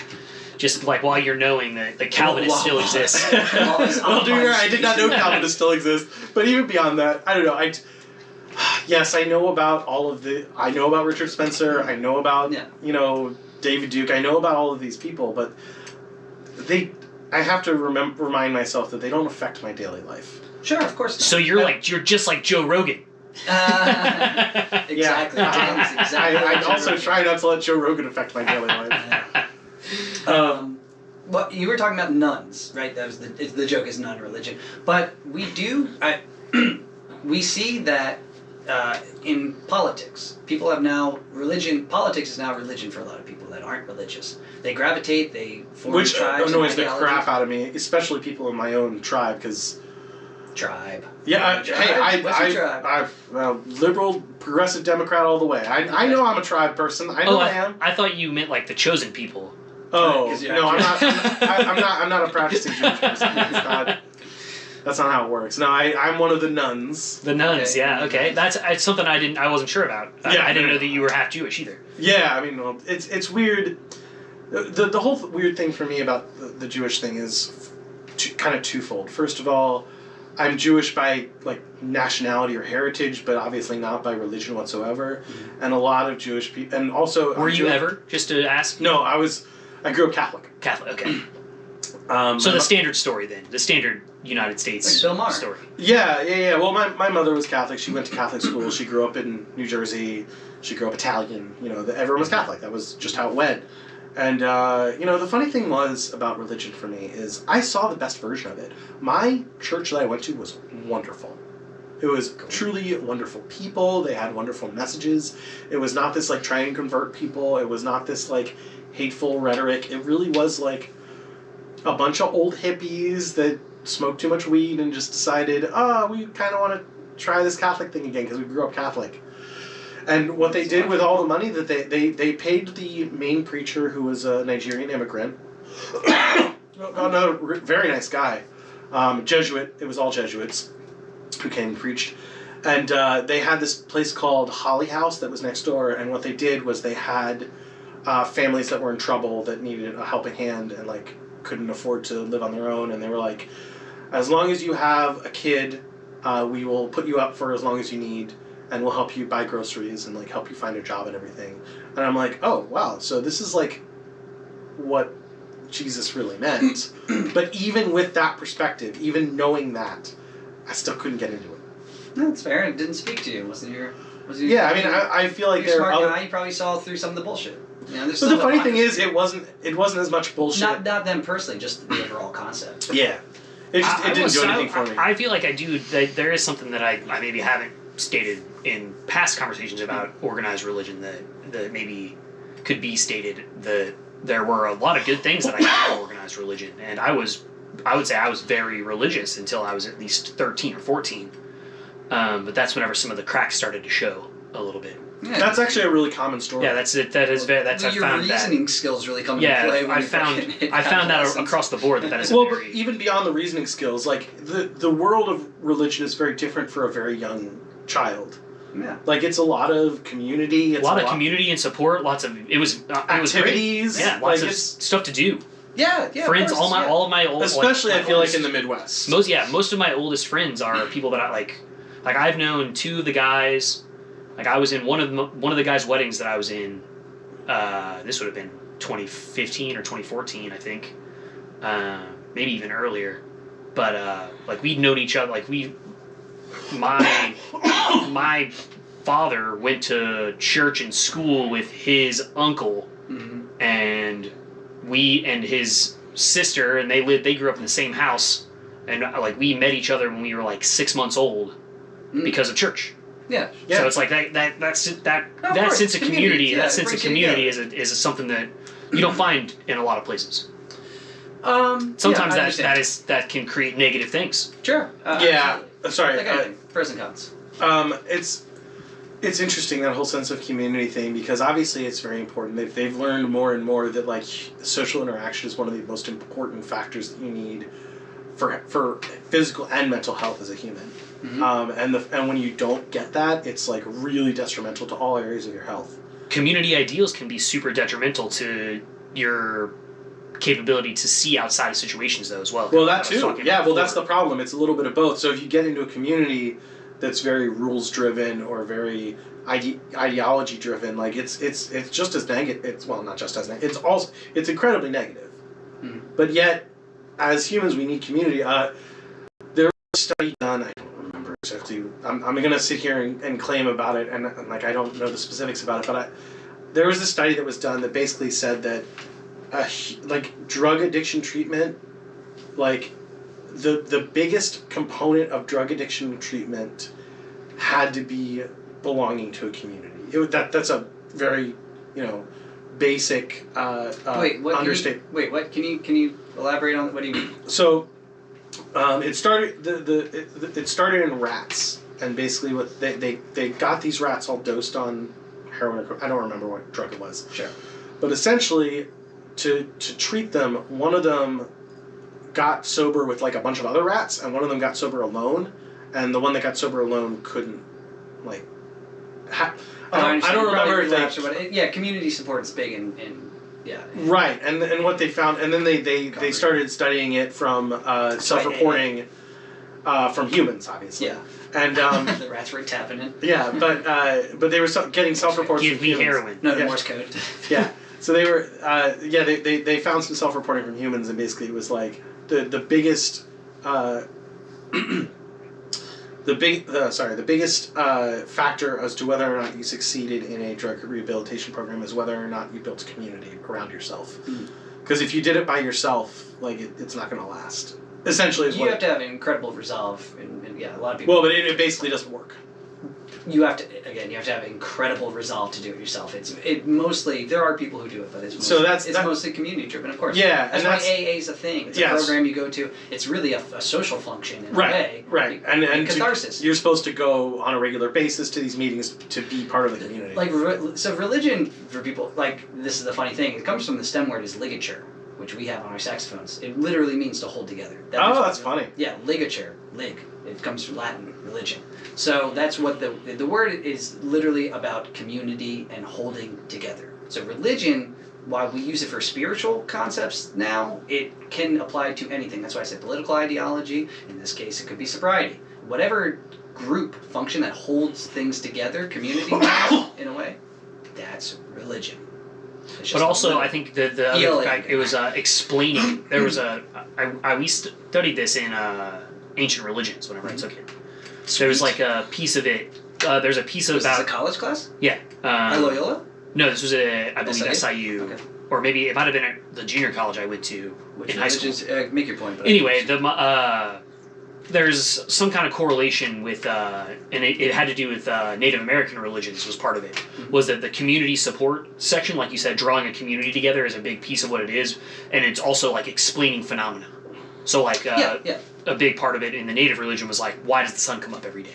Sure. Or like, why does it rain? And that like those were the factors of early religion, from what I understand. Absolutely, but even later, Christianity is based upon God's semen from the sky. It's part of like what rain is. What? I've never heard that. Yeah.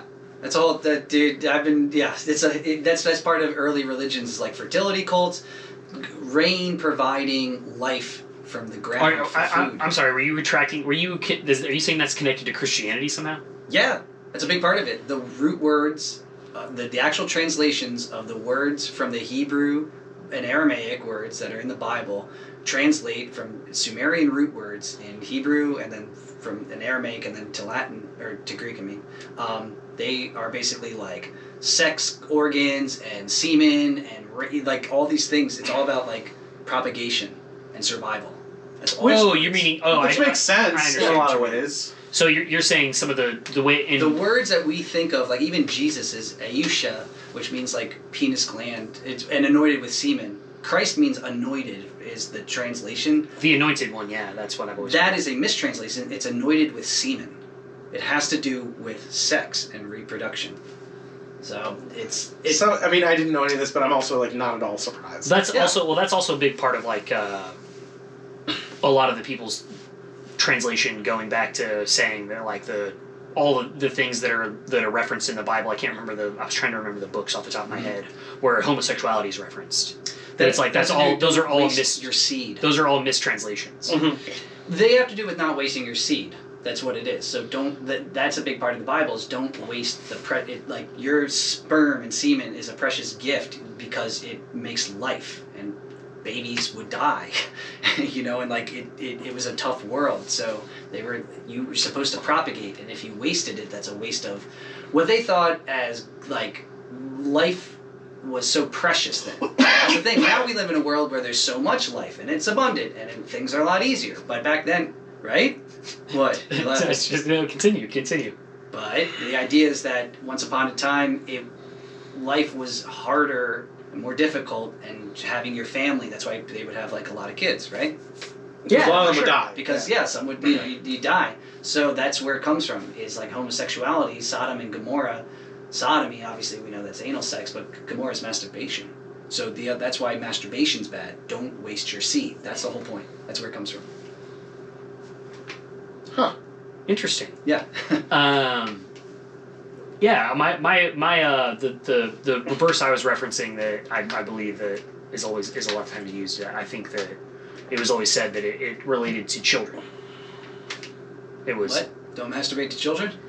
The verse that a lot of people are saying, the verse that a lot of people I think reference to say that God says homosexuality is bad. Mm-hmm. The verse is actually translated something more of like sleeping with children is bad. Yeah. I mean, that's certainly fucking bad. Yeah. I mean, it's definitely bad. I think we can all it's agree. also funny because back in that time, it was acceptable. Yeah, somewhat acceptable. So like it. Yeah. I mean, So that's what you were talking about the Overton box earlier, and that's the Overton window. Yeah. Or window. Yeah. That's the thing that I had always heard about that. You referenced it specifically for political. I've always heard of that as the acceptance of like what is, like you said, a certain window. What is acceptable? Yeah, what is public acceptable? What is speech? in this public realm, and that's what I think is part of the thing that's an issue with the community too. Is that whenever you go to the negative side of that, some of the things that like the ostracization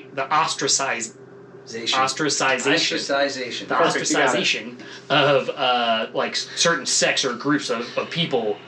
That's what comes from building a community, especially a community that's like a lot of like individuals when it comes to like ethnicity or race, and combining that with the customer or culture, ideology. That's where ideology. Yeah. That's where that also becomes dangerous, and I think that is part of what has become an issue with organized religion today is that we've seen a lot of the like although it's built on a lot of things that I still hold positive to my like or integral to like my desire to how I want to live my life. Mm-hmm. Like I would say that I live my life in a way that is relatively religious. Like I do try to do unto others as I would like to be done to me. I do try to always do good and like I try not to like lie to people and like, I try not to steal shit and I definitely don't. I'm not out here murdering people. Sure, but that those are tenets of other religions too, not just Christianity. Exactly. No, so I'm saying he said religious life. He didn't exactly. say Christian. And that's kind of what I'm. So there, it's more of a spiritual. I would consider you're doing a moral. I've always been more of a spiritual person. Yeah. I do think that you're describing things. I think that. Well, I think doing good things and doing unto others as you'd like to have done to you is like a good motto to live your life by, regardless of how involved it is with the religion. I guess what I'm saying is where we've gotten to. Where I think the cracks have started to show is, like I said, the progression of those groups banding together over, at this point, millennium. it's started to kind of put in the negative parts have started to much outweigh the positive pillars that those things it's are built funny, on. on all these liberal progressive podcasts that I listen to, they always talk about how this idea of what they call a multi-ethnic democracy has never existed all groups have had some form of bond that bonded them all together, whether it be racial identity, ethnic identity, or religious or ideology identity, or just general belief identity. And this whole thing, they call it the American experiment of trying to combine all of these different groups together into one people, but with no defining factors of what is and isn't American, is a really hard thing to do. I think as they always say in the podcast, and I agree, it's a worthy goal. Yeah, I think it needs to happen because they always bring up Sweden. It's Sweden's a democracy. It's a very functional democracy, but all those people look exactly the same, and they all believe exactly the same things. It's not that hard. It's not a diverse. Right, and it's not difficult to get all those people to work together. Yeah. To get people that are as diverse as the United States of America to work together on one project is almost impossible. Yeah, well, I think that is one thing that's overshadowed a lot in, like you said, it's hard to kind of realize that the U.S. is kind of still a burgeoning. Yeah, it's something that's never been tried before. This is the first time. We're still accomplishing things. 250 years in. Yeah. It's nothing. There's fucking buildings in Europe older than that. There's buildings in Europe that are twice as old or more than four times that age. Castles and fucking schools that still are the schools. Parthenon, right? Oh, well, I mean.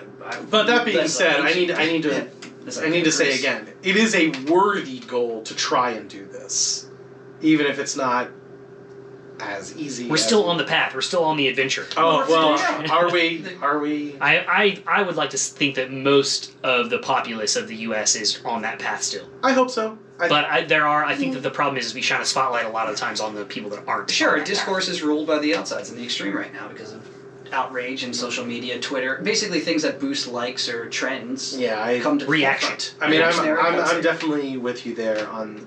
I mean, it's clear that the whole idea of energy being speech being disseminated by the most extreme voices because of the platforms that we find speech is it's very clear, and obviously, and it's a problem, and it's made things worse. It's made things tangibly worse. But I think it's put us on a path to make things better potentially. I didn't mean to cut you off there. It's okay. I hope so. I hope you're right. I think you might be. Yeah, I was just to say it's outrage culture, but yeah. So, but the tools that created that outrage, I think, are also the tools that we can use and manipulate properly to do because you can already see it done in maybe kind of a negative way in countries like China. They're using social media in a way that is influencing their youth to be better. They are, that's right. Maybe some of those things, and I say the word better lightly. Yeah. But they're using it to mass condition in a more positive manner. Well, they're mass conditioning them to be good workers and effective engineers. Yeah, exactly, and that's what I'm saying. Is there's negative parts to it, but I mean, that's that's tricky. It's just like whenever we were in middle school. I'm sure you saw the videos from Japan or China of all the kids together dribbling a basketball together. They're still doing the same thing. They're just using technology. All the kids in North Korea playing the accordion. Yeah, exactly. What? You never saw any of that stuff? No. Or it's the teamwork, the team building stuff, and they're all dribbling a basketball in the same rhythm or something. Yeah, and it's just like basketball drills, like basketball teams do in the U.S. all the time. But it was part of it. Was like the basketballs are all going at the same. The point was that here it's you have to be part of a basketball team and have skill to be involved in something like that. Mm-hmm. There, it's Common Core. It's there's kids in middle school that are doing that just to build team building. Common Core in North Korea is learning the accordion. Yeah, I think that I do remember seeing an accordion. Is it? Yeah, but that's the thing is that one part of it is cool, but North Korea as a whole is uncool. Yeah, I don't. Yeah, but what happens to those kids that can't play the accordion well? That's so again. Right to jail. Right to jail. Right to jail. You'd be surprised. Jail. Is that from Parks and Rec? I don't remember. Yeah. Fred Armisen. Oh goodness. Right to jail. No death, probably. I guess my point was still is although I think that technology is in some fashion right now working against us, I think that this technology in itself because I don't think it's sentient. I think it is neither good nor bad. It's only in how we utilize it. It's a tool. That tool is really what is going to be able to but be manipulated and changed. People who have a lot of power. I agree, I'm hoping that in the next, like we talked about this before, in the next, you say it's shorter, and Evan kind of was saying it was shorter, and we talked with another guest that said it was shorter. I'm saying in like the next 40 or 50 years, I think we'll see that shift. Oh, whenever it's going to be a lot less than 40 or 50. And that's what Steve said. I think it's going to be a point where it's like we are witnessing a lot of people that have a death grip on power. Like, I just imagine like a skeleton hand around that power, and it's going to I see it taking longer to develop out of that, because there's still so many people that have bought into that ideology. Sure, that makes a lot of sense. Well, we were talking sooner too. I was talking about like the interruption of AI and new technologies displacing work and how we think that we interact. Some of that will also be how we let it progress, and I think that's part of why I'm saying this is like... Yeah, so, but I remember I thought you were saying that would happen sooner, but... I mean later, and I think that will happen sooner. Like apparently there's an AI lawyer that's being used in court. Oh, they started already. They, like, the employees at, I think it was Amazon was the article I was reading, the higher up employees at Amazon have already started integrating ChatGPT to like do half of what they had been doing before up until like 6 months ago. Yeah. It's like the ChatGPT runs Amazon essentially at this point. Yeah. And it's just over the next few months, it's going to be even more. Next year, this 2023 is going to be a big year for stuff, and I don't think people are... I feel like I want to just say the spectrum is ChatGPT is doing everything from responding to customer requests and complaints to writing the code for the Amazon website itself. Yeah, it's just going to self-improve. Yeah, and it's just going to continue doing it and then doing it better. Well, but the weird thing about ChatGPT, I don't know if you've gone into this at all, but like... I have not, just to be clear. I read that article about Amazon and it blew me away. Oh, yeah, so... I was listening to the Ezra Klein podcast, and he was talking with someone who is really big into the artificial intelligence world, and what he was saying is that like ChatGPT is amazing, like its base compound whatever, GPT-3 I guess. This is GPT-3. Yeah, and what he was saying is what it can do is amazing, but it has like really severe limitations. Mm-hmm. Oh, sure. Hello. Hey, Jamie. The dog. Hi, Jimbo. The dog just came in. So it has really severe limitations. Like, it can't infer certain things that might be super clear to a human. Sure. Yeah, we have different models of ranging data. And because of that, like, if it's writing... I think writing code might be okay, sort of, depending on what the code's for. I'm assuming it's just like all back end bullshit. It's like it's like click here to purchase buttons. And stuff. It's bullshit right now, but like in that's what I'm saying. Is like where is it going to be? Because that's what they. Well, the problem that they're having is its own code. When they it will improve itself. When they transfer that code and that understanding over to the physical world, there is something that's still lost for sure, and they're not sure that that's going to change as rapidly as everyone thinks it is. What do you mean when it goes over to the physical world? Can you give me an example? Like, oh God, there are certain prepositions that we would know, like in and beneath, that you and I would all understand. The context of how they should be used, but right, yeah. But like, for whatever reason, the GPT-3 or whatever AI system doesn't quite get that there's a difference. Like, they think that it might be at least similar enough that they're interchangeable. Sure. But in a lot of cases, it's not. Yeah. No. Yeah. Of course. But that's and that. To be fair, that's also English we're talking about. Other languages have different kinds. Well, but all this stuff is in English by this point. Of course. But it will change over to other languages eventually. I just like to use the words in and beneath. That's good. Which would you prefer to me to be in or beneath you? I'm sorry. I'm sorry, viewers. I'm on top.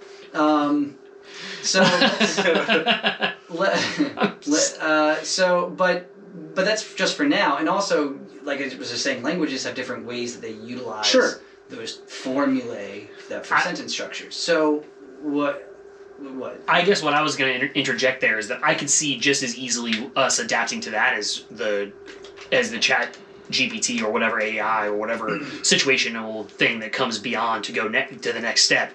I can easily see that either being met in the middle, or us compromising to that, or that compromising to us. Exactly. I think so. And it's going to be learn easy. From the other. Yeah. One will adapt and learn the way that the yeah, works. It'll be common ground. Sure, of course, we're adapting and learning, and like we're going to use the limitations as best we can. Yeah.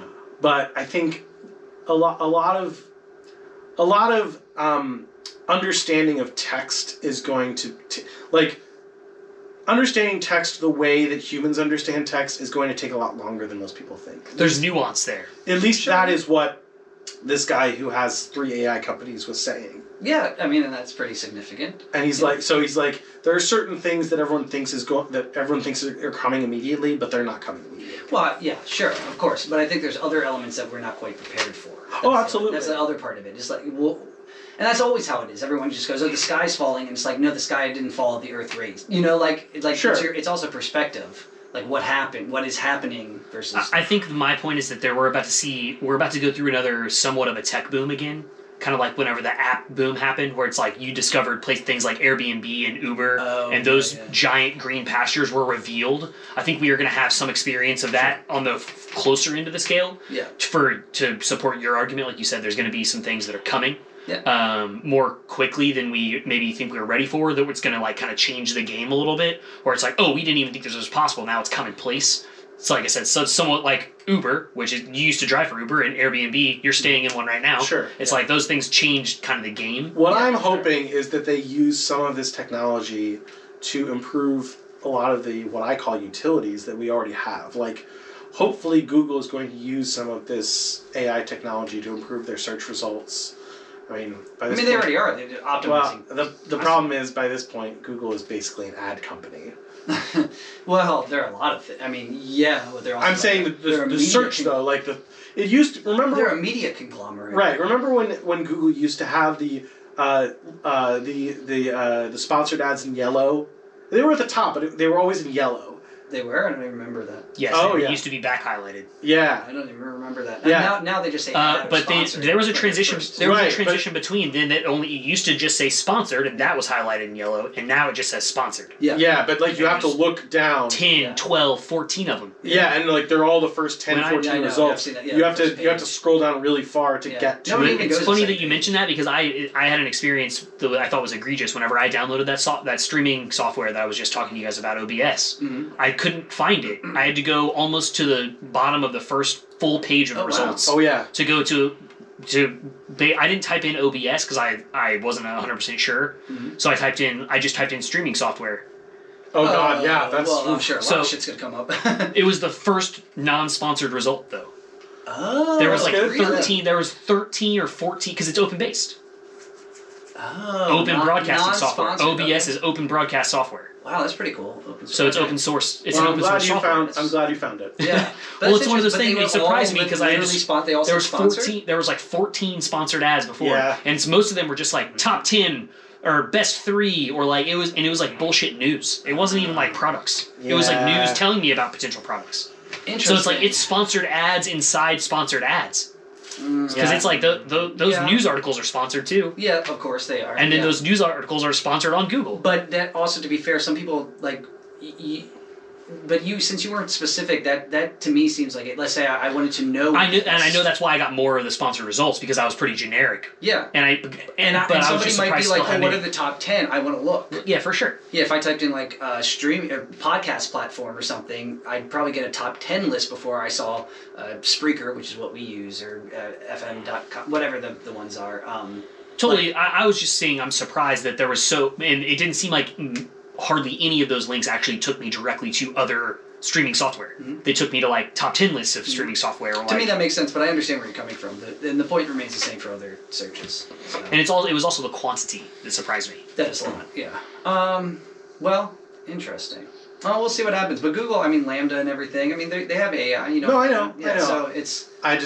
It would be nice, you know, I'm looking up, you know, best brunch spot in New Orleans or near me, and hopefully those search results will get better. I hope so. I mean, I mean, they're still pretty solid now. I don't trust Google that I much. don't know. I feel Go, like baby. I guess I don't use it. see. I feel like shout outs to DuckDuckGo. I bet we could get a sponsorship from them, Steve. Maybe. Browsing software. Look at you trying to get Brave. sponsorships. I'd like Brave and DuckDuckGo. If you'd like to have private searching, check out DuckDuckGo. We can just use this sound clip as maybe something that'll get us a sponsor. Maybe. Speaking of sponsorships, I have been having a heck of a time trying to get sponsorships from music companies. Oh. Hey, you know what we got? You know what we do? We play music. Yeah. But the fucking, what are you trying to get everyone a sponsor? plays music. Who are you trying to get a spot? Yeah, it's the mid 2020s, dude. What are you talking? Of course. Yeah.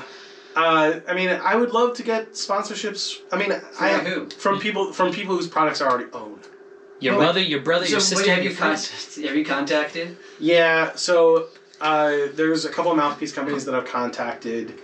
They all either don't have sponsorships, or the sponsorships are they're like, we have to reach out to you, which I'm like, fine.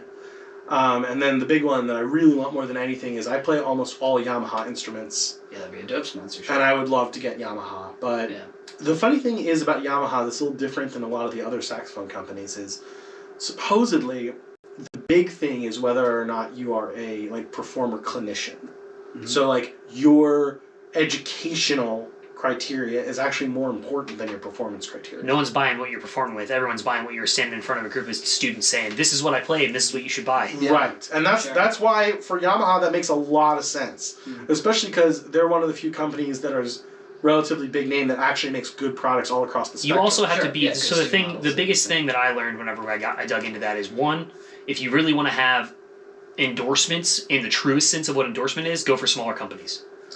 My problem is I don't like what a lot of the smaller companies. Well, that's everybody's problem. Yeah. So then the next thing is to think about as opposed to sponsorships, to think about artist consideration as opposed to artist endorsement. I mean, so artist consideration is much more obtainable by a host of companies, especially drum companies, because there's so many of them that are quality. True. But we have a sponsorship or endorsement. I don't know what you're gonna call it, but through Antigua when we were working at the Music Exchange. Yeah, I remember you got that. But what it is we just got manufacturer's cost, which is fucking. I mean, that's pretty great. Artist consideration is what it's called. I think so. That's what it costs Yamaha's the company to make the instrument. I think they gave us a pretty lenient payment system too. I was able to pay that off with no interest over a fair amount of time, so it was pretty dope.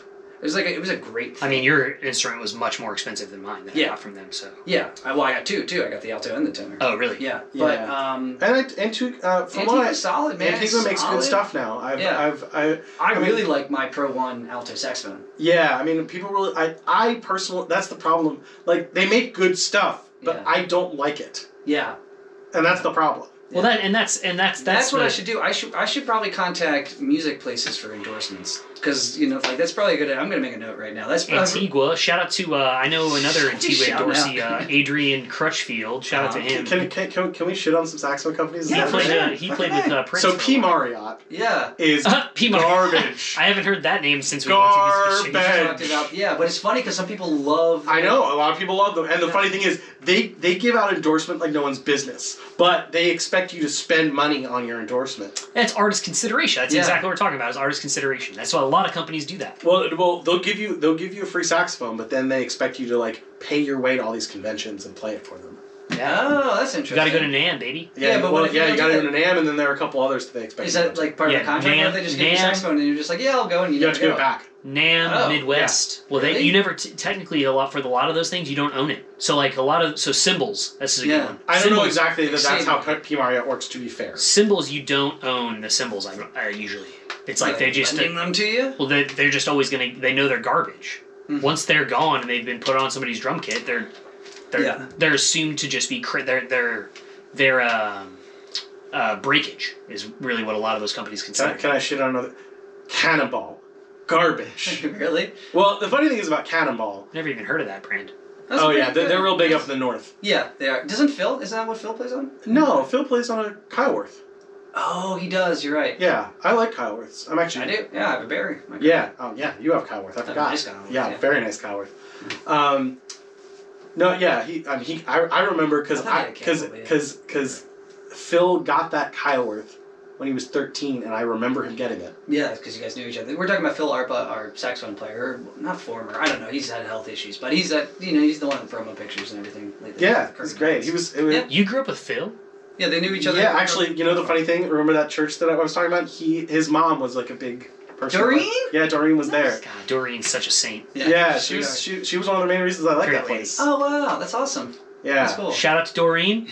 Today's the shout out day. It's fucking every day's a shout out day. Always doing shout outs, just like shout out to water. Shout out to coffee. I don't know if anybody out there knows this, but this doesn't make any money for anyone. I know. No, it's not just that. Like other people do shout outs. It's just funny. It's just like that's part of our culture right now. It's just like shout out to because shout outs is what makes money for people. I know. Yeah. Shout out to the people that are sponsoring this episode. Yeah. So anyway, about Cannonball specifically. Yeah. Oddly enough, their higher end stuff that's like limited release is some of the best instruments I've ever played. But anything that's not that is total garbage. Mm-hmm. And the problem is, I work at these music stores and they keep trying to push Cannonball. I'm like, do not make these kids buy a fucking Cannonball. It's really gonna fall apart. Oh, I mean, it's gonna fall apart. That's right. See, that was the problem that I had with Music Exchange when the ownership was trying to force me to sell things that I knew were sub-quality to people. It's like, I don't... I mean, that's the problem with saxophones in general, is the cheap stuff they actually use crappy glue, so like parts literally start falling off. You can't get replacement parts because they're from China. Yeah. Well, you can't get replacement parts, and the other thing is you bring them to a repair guy, and he's like, you never should have bought this. It's a terrible instrument. I'm not working on it. Well, it costs more to repair it than it would be to buy a new one of it, right? So, or something like crazy like that. It's like, no, I'm just gonna buy a new one and charge you for that, so I can have the replacement parts. Right. It's like, exactly.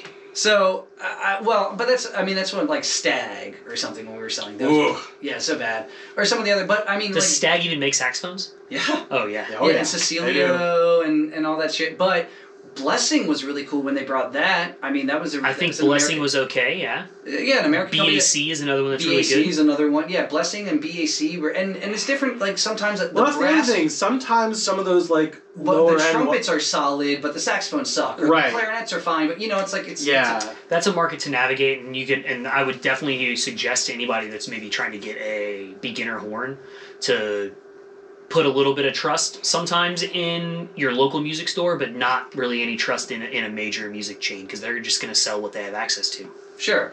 But the other thing is, sometimes the major music chains have access to the really good stuff, and they can give you deals like 36-month free finance. If you're looking for something that's not a beginner. But on the flip side, we worked at a local music store where we were getting encouraged to push the shit. I would say that a big part of that is like being able to navigate and understand. Hopefully having the onus in a local spot where you know, like Steve said, there's certain brands where some things are great and others aren't. Mm-hmm. And I think that's the big thing. Like PDP makes every style of instrument. If somebody wanted a PDP drum kit as an entry drum kit, I would say, yeah, sure. If somebody wanted a PDP trumpet or trombone or saxophone, it would be no. Yeah, I don't even know that. Yeah, okay. Yeah.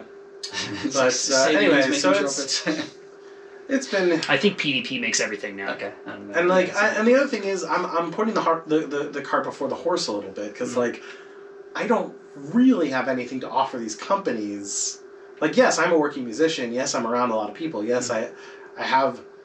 But the problem is, I don't really have any influence. I mean, you have to start blasting on social media, which I don't. Yeah, I mean, if that's not your jam, then it's kind of like endorsement isn't for you. Then if you're not ready to mount up the social media charge, and you're not ready to pay your way into getting an endorsement, part of that is being at the conferences in the first place to meet the people that could give you the endorsement. Yeah. Sure. So I know a lot of guys that go to to the biggest conferences for these things that we're talking about is NAMM, which happens in LA, I believe, every Anaheim, thank you. Mm-hmm. Anaheim every year, and then Midwest. National Anaheim. No, I'm just kidding. Which is Midwest, which is the one that happens in Chicago every year.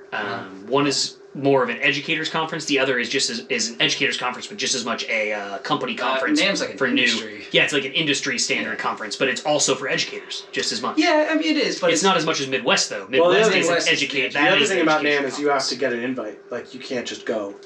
Oh, I didn't know that. You have to be sponsored. Really? I thought you could buy tickets. I don't know. Yeah, because I know people from New Orleans who. There's a lot of people. But someone in the industry that's a member has to sponsor you.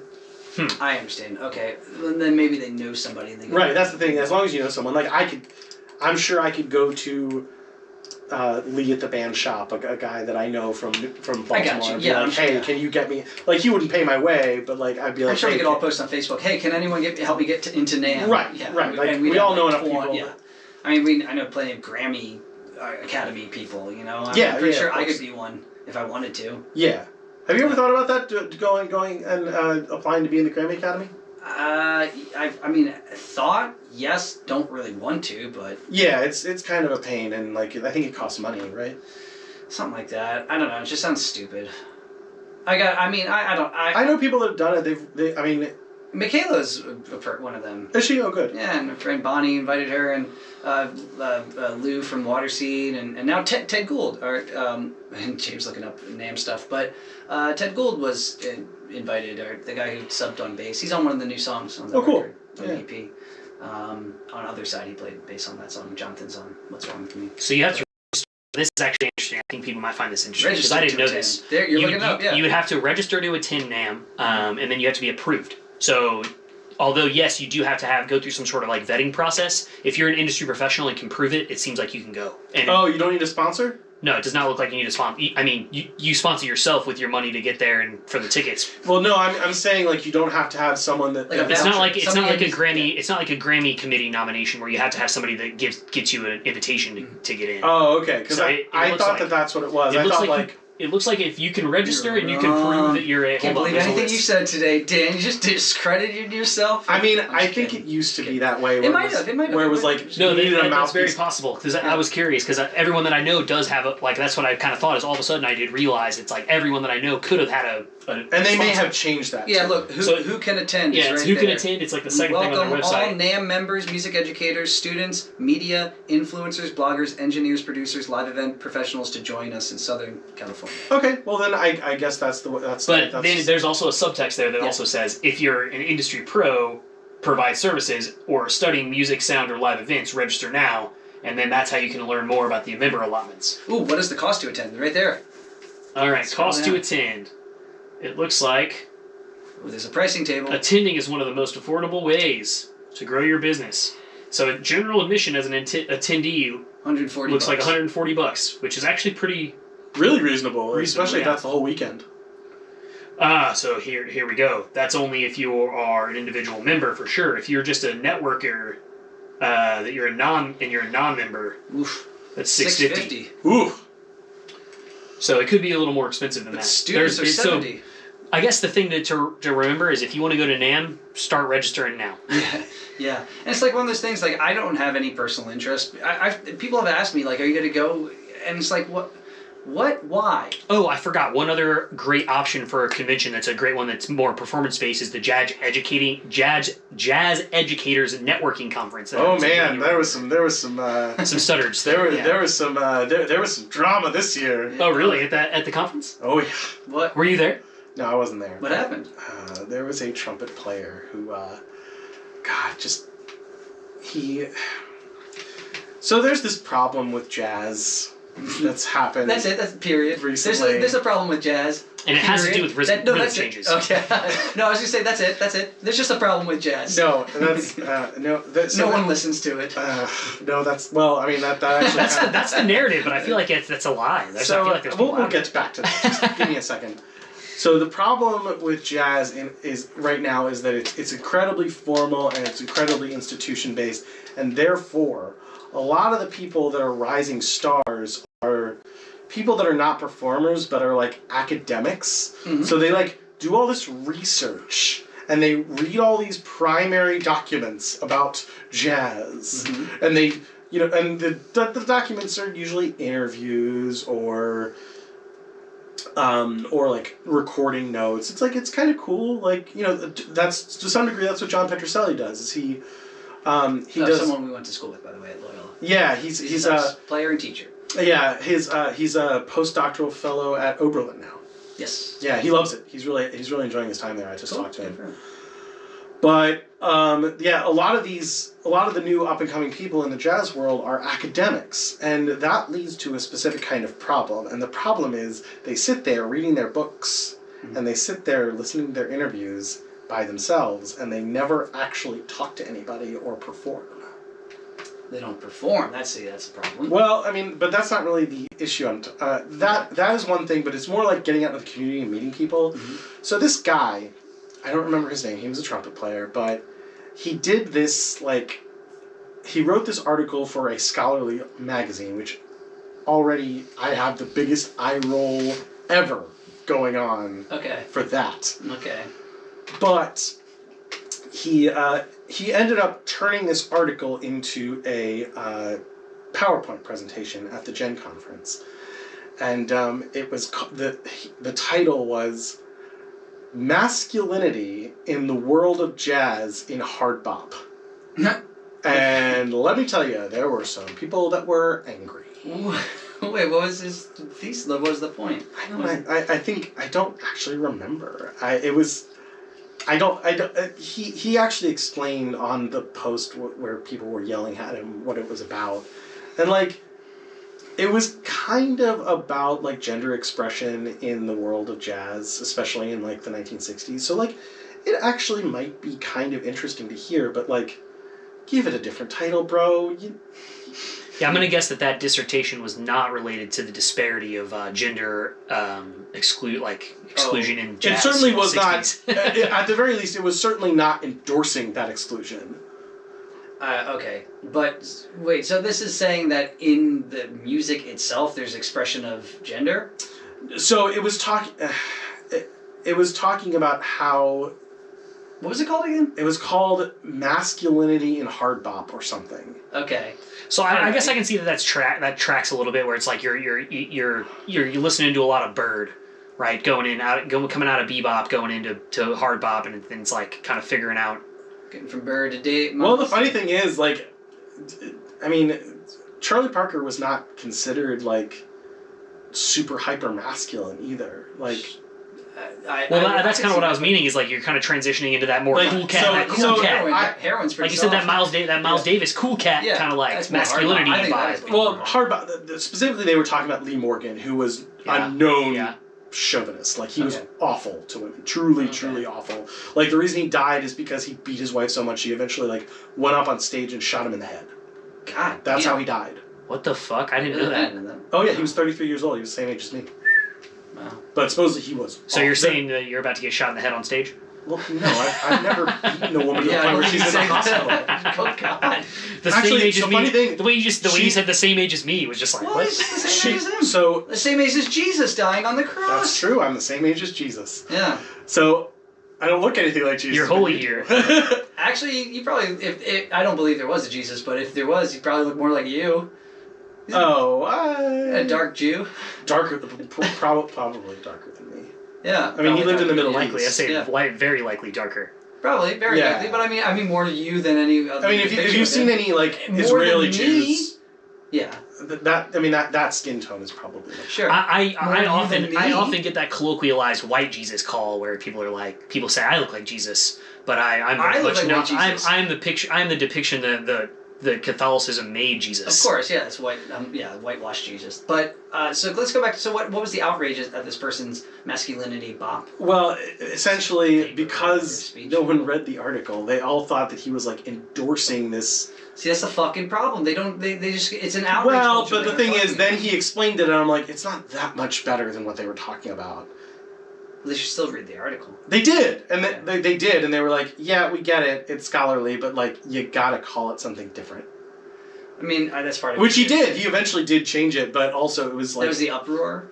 That was a big part of the uproar. But they thought that they had gotten him canceled. They thought that they got him kicked off the conference, but he wasn't kicked off the conference. He just changed the name of the...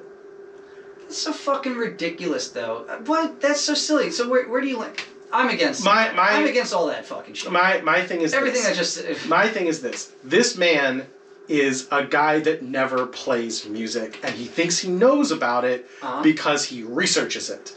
Sure. And I love when those kind of people are taken down. Okay, but why should he be taken down? First off, isn't this about... Because he's tone deaf. He doesn't understand anything that's going on in the real world. No, I understand. Oh, okay, wait, hold on. So, in this context, he's not actually talking about a current situation, which would require, let's say, field... Oh, I may have misspoken. I think... James, can we pull up this Yeah, I mean, sure, let's You know find what? out. It's long. It's like You don't have to pull up the whole it's a article, scholarly I just article. wanna see- It's, yeah. What's it called again?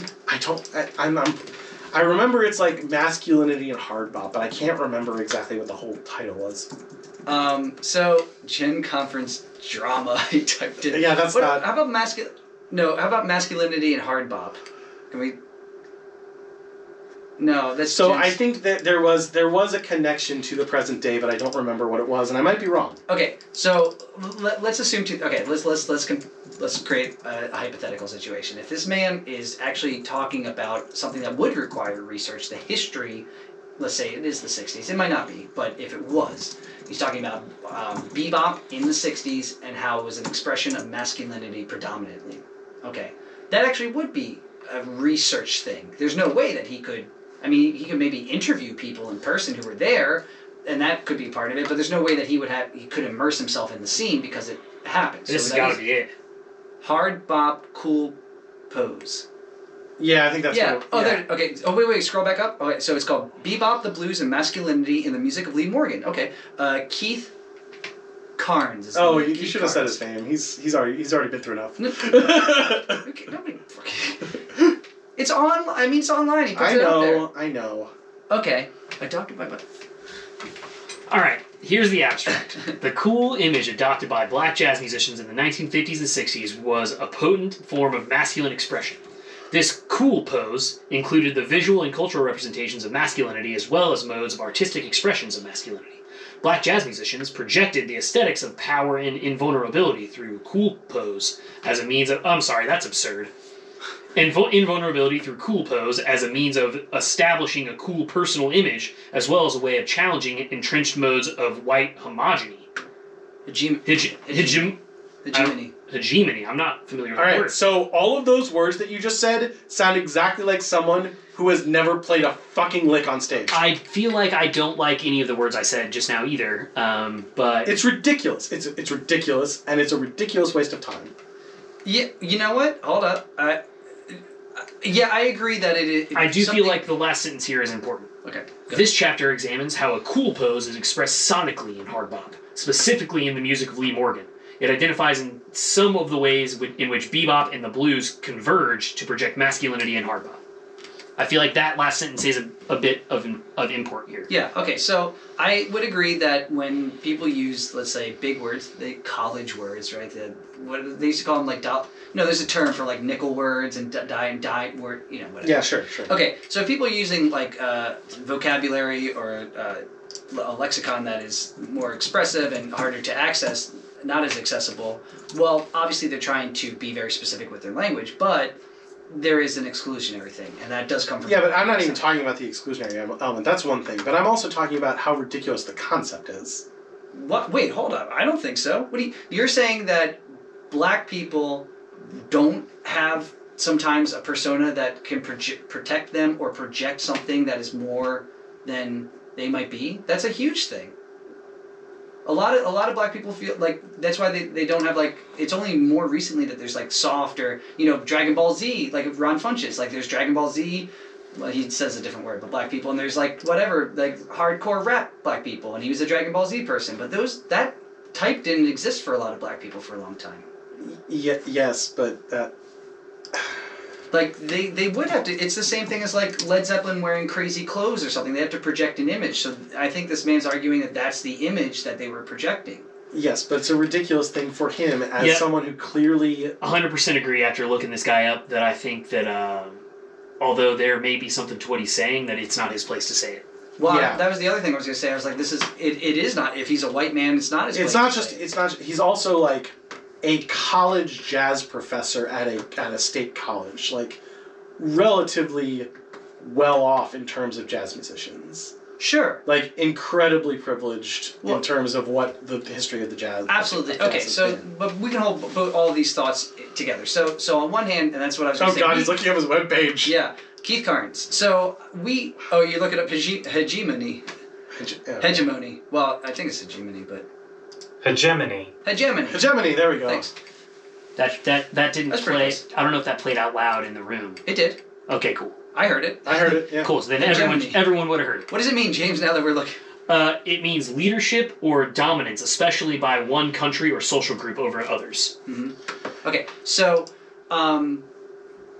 let's just take Keith out of the situation. We can say that we aren't the best people to talk about it, but in my experience in talking with, and I can think of black people that I know in my life who probably and have spoken about how they have to put up a front. They live in a different world than white people, and there is a bit of a fronting that they need to do. And we've heard this, I'm sure, in black shows or even on Big Mouth when the cousin, remember that in the end of the one season when I feel like this guy is taking it out of context. So no. What I'm saying, let's hold these two things separate. So on one hand, that could be a truth. It could be something for real, and there are elements of truth in that. But I don't know specifically with Lee Morgan.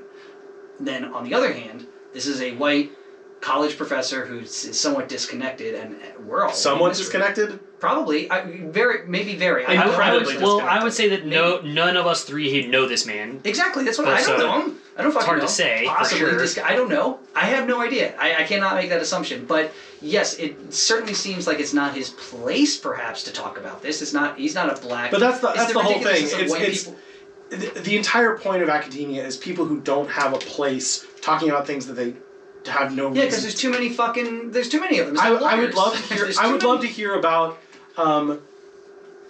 masculinity as expressed through jazz from someone like Wynton Marsalis. I'm sure he would have a lot of interesting things to say. Sure, absolutely. I mean, I agree with all of them, but I'm sure he would have interesting things to say. Yeah. This guy, I guarantee you, he has nothing interesting to say. Well, he's sparked this conversation. I do feel like that it should also be mentioned that is not a book in and of itself. That is a chapter of one book. I know, and he wrote the chapter, and it's part. Like I said, it was part of a scholarly article of some kind. Yeah. And sometimes they have to write stuff to keep their tenure. Right? Yeah, but that's the problem. You have to just write stuff, even if it's ridiculous. I completely agree with that. That's why it's all bullshit. I think fucking having like jazz degrees and shit, and then the next chapter of this book is titled "Toward a Feminist Understanding of Jazz Curatorship." Yeah, the whole book is about gender expression in jazz. But also, why is there a freaking book about gender expression in jazz? Because gender is popular right now. Gender expression. Yeah, it's popular in the academic world. Yeah. No one that actually plays this music gives a flying fuck. Unless it's fucking with their money. Like with women, they're talking about it because it's fucking with their money. And that's why conservative people are freaking out over shit like gender studies and critical race theory and things like that, because it's like, what? Yeah, but none of it's real. Like, it's all weird construct stuff that actually doesn't affect anyone in the real world. Correct. I think that argument can be made about all academia. Yes, it can. All conceptual academia is this. It's fucking, this school education is fucked up right now. And it has been probably for a while. Yeah, but it's like, I mean, I guess my point is that I'm not going to go ahead and go out on a limb here and fault Keith Carnes back here for writing an article. No, I don't fault him either. I fault the system. The system that's white motherfucker playing his trumpet like a dickhead. So that's what I think that's the point. Like that he's just existing in a but he also chose to exist in he's existing in a climate you have to go through a lot to get a doctorate in jazz. But that's also a lot of people's complaints about jazz being academia-fied, if you will, in the first place, whenever it was demonized in the music world and then in the academia world, but then was also then accepted, but then is now pioneered by people that aren't creating it and probably weren't maybe the originators of it. And when I say maybe, I know that they were not. Yeah. Sure. So I think that's maybe what part of the conversation in general is about. Can we go back to Charlie Parker real quick, because I didn't quite finish my thought about him. Okay. So he was not known as someone who was like hyper masculine, but he banged a lot of chicks, a lot. Like the amount and the quality of the women that he banged is of legend. Do you think it was more or less or the amount of notes he played on a night on stage? I don't think it mattered. I think he was and mind you, this was the 1940s, and a lot of these were white women, and he was black, and like that was a big deal back. It was New York, so it wasn't like illegal. He wasn't gonna get killed or anything, but like there were places that he would have gotten killed. Yeah, it was risque. Yeah, it was taboo. Risque. And the thing is, from what I understand, he never like pushed on anyone. He never forced on anyone. It was not like a hyper masculine thing. He was smooth. Yeah. He had skills. He's on heroin.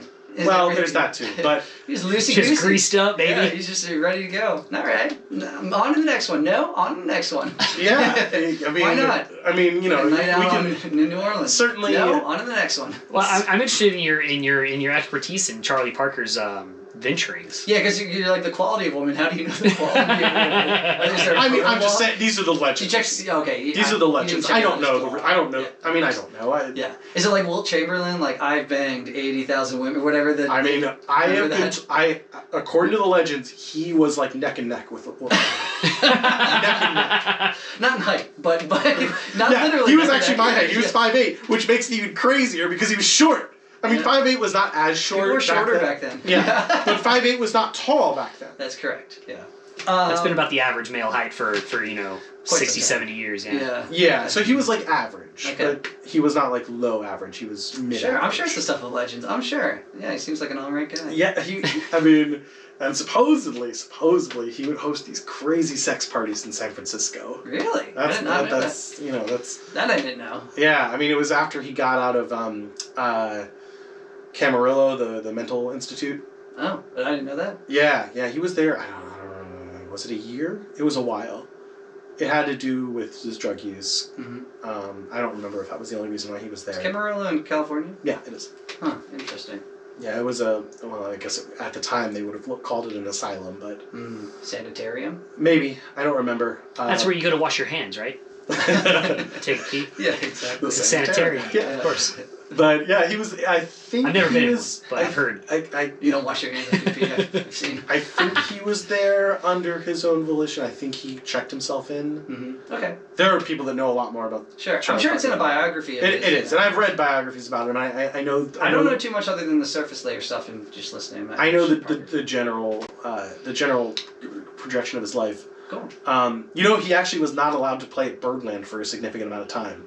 The place that was named for him, Really? he got kicked out, and he was not allowed to play there.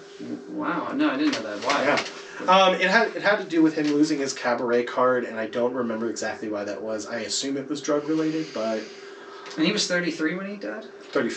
he was almost 35, Oh, okay. which is weird because like I'm getting close to that age. I'm almost 35. Jacques Pastorius was 35. Yeah, isn't that Mozart was crazy? 35 when he died. Yeah, Jesus was 33. And I'm sitting here like, why am I such a dickhead? And I haven't fucking done anything with my life. Yeah, that's the negative it. comparison. You can look at that as though it's just like you're probably not going to die. Well, no, I'm probably not going to die at 35. No. Yeah. So consider it a win. Yeah. Yeah, Yeah, certainly. I think Charlie Parker would have been much happier to continue living and not be as good as saxophone. Yeah, I think most people. I wonder that maybe. Did he sell his soul to Satan to be that good at sax? Wasn't that the story for a while? Really? I thought so. I So thought this that is was like a also a thing. legend, but I think it has some basis in fact.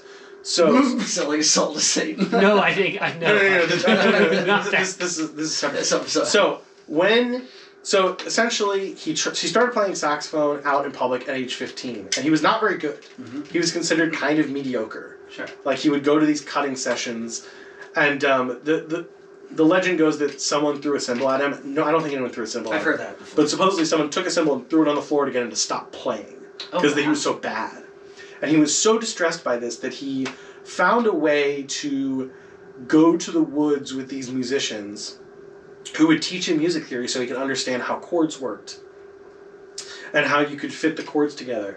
But the legend goes, while he was up there, they introduced him to smoking nutmeg, which was the beginning of his drug addiction. And I've heard about that. It does affect you. Yeah, and Nutmeg like can be really intense. I've heard people, if you eat like a spoonful of nutmeg, it'll fuck you up. yeah, but that was the Like, beginning of what for real. eventually led to his heroin addiction, Yeah. and what actually killed him is alcoholism. Mm. So a lot, but that I think it was 2 or 3 weeks in the woods. It both turned him into one of the greatest jazz saxophone players ever to live, and made him into a heroin addict. Eventually. Not This, at the well, I time. mean, but like the two paths they diverge from the same point. right. It Two started at the same point. Two paths in the woods, and which one is... So it's Two wolves live inside you. it's. Oh, it's that- I was just I mean, saying that don't get me directly. wrong. He probably was always going to have some addicted tendency, so he may have picked it up somewhere else. But It's an interesting... So if he take the didn't go saxophone up while he's there, here. if he didn't get that good at saxophone, there is a chance he may not have become a heroin addict. And then maybe he would have gotten just as good at saxophone and just lived. Well, maybe not though. Yeah. Yeah, maybe not. I don't know. We'll never know. Yeah. Yeah, it's hard to know, but it is the interesting. influence, I mean, it'd be a different world without him. We wouldn't It have, would. Yeah. we We wouldn't have the Omnibook. Correct. What would we have done for 4 years of our Not lives? play All Prevov or all the other. It's kind of funny. My student Tune Up. That's the other one. My Tune Up was That's somebody else, but that was Miles Davis. well, we wouldn't. Miles Davis. But we wouldn't have. Sorry, Miles Davis. With quotes, yeah. Yeah. But we wouldn't even have that because we wouldn't have Miles. Oh, by the way, Davis for everyone that doesn't understand, Miles Davis regularly stole songs from other people and put his name on it. So whenever someone says it was composed by Miles Davis, you always have to put quotes on it and say Miles Davis. Yeah, sure, that makes sense. I mean, yeah. Yeah, but sorry, what were you saying? I'm just saying we wouldn't have Miles Davis without Charlie Parker. Well, there's a lot of people we wouldn't have without Charlie Parker, and it's Coltrane. It's hard to know where things would have gone. Complex systems. Well, the other thing Butterfly effect. Yeah, absolutely. The other thing is this: like without Charlie Parker, jazz may have continued to stay popular music. Wait, why? Well, essentially, before Charlie Parker, jazz and swing existed as dance music. Of course. And they're not Satan's music. Yeah. But Charlie Parker and the bebop era and all of those folks were the people that started speeding things up to the point where people couldn't dance to it anymore. Yeah. Oh. And he specifically did not want people to not dance to it, but he just loved playing that fast. That's where the devil is, guys, in the tempo. It's in the tempo. In the BPM. That's where Satan lives. But what happened was people started sitting down for concerts. The Beelzebub pulse measurement. People started sitting down for concerts instead of dancing to the music. Mm-hmm. So it left the realm of popular music and became art music through that. Oh, that's really interesting. That is definitely something that we talked about in jazz history. Okay. Yeah, where it's like the transition from it being a dance music into art music. But of course, during the same time, this was the 1940s and the 1950s. That's when rock and roll became dance music. Yeah, exactly. So that might have happened anyway.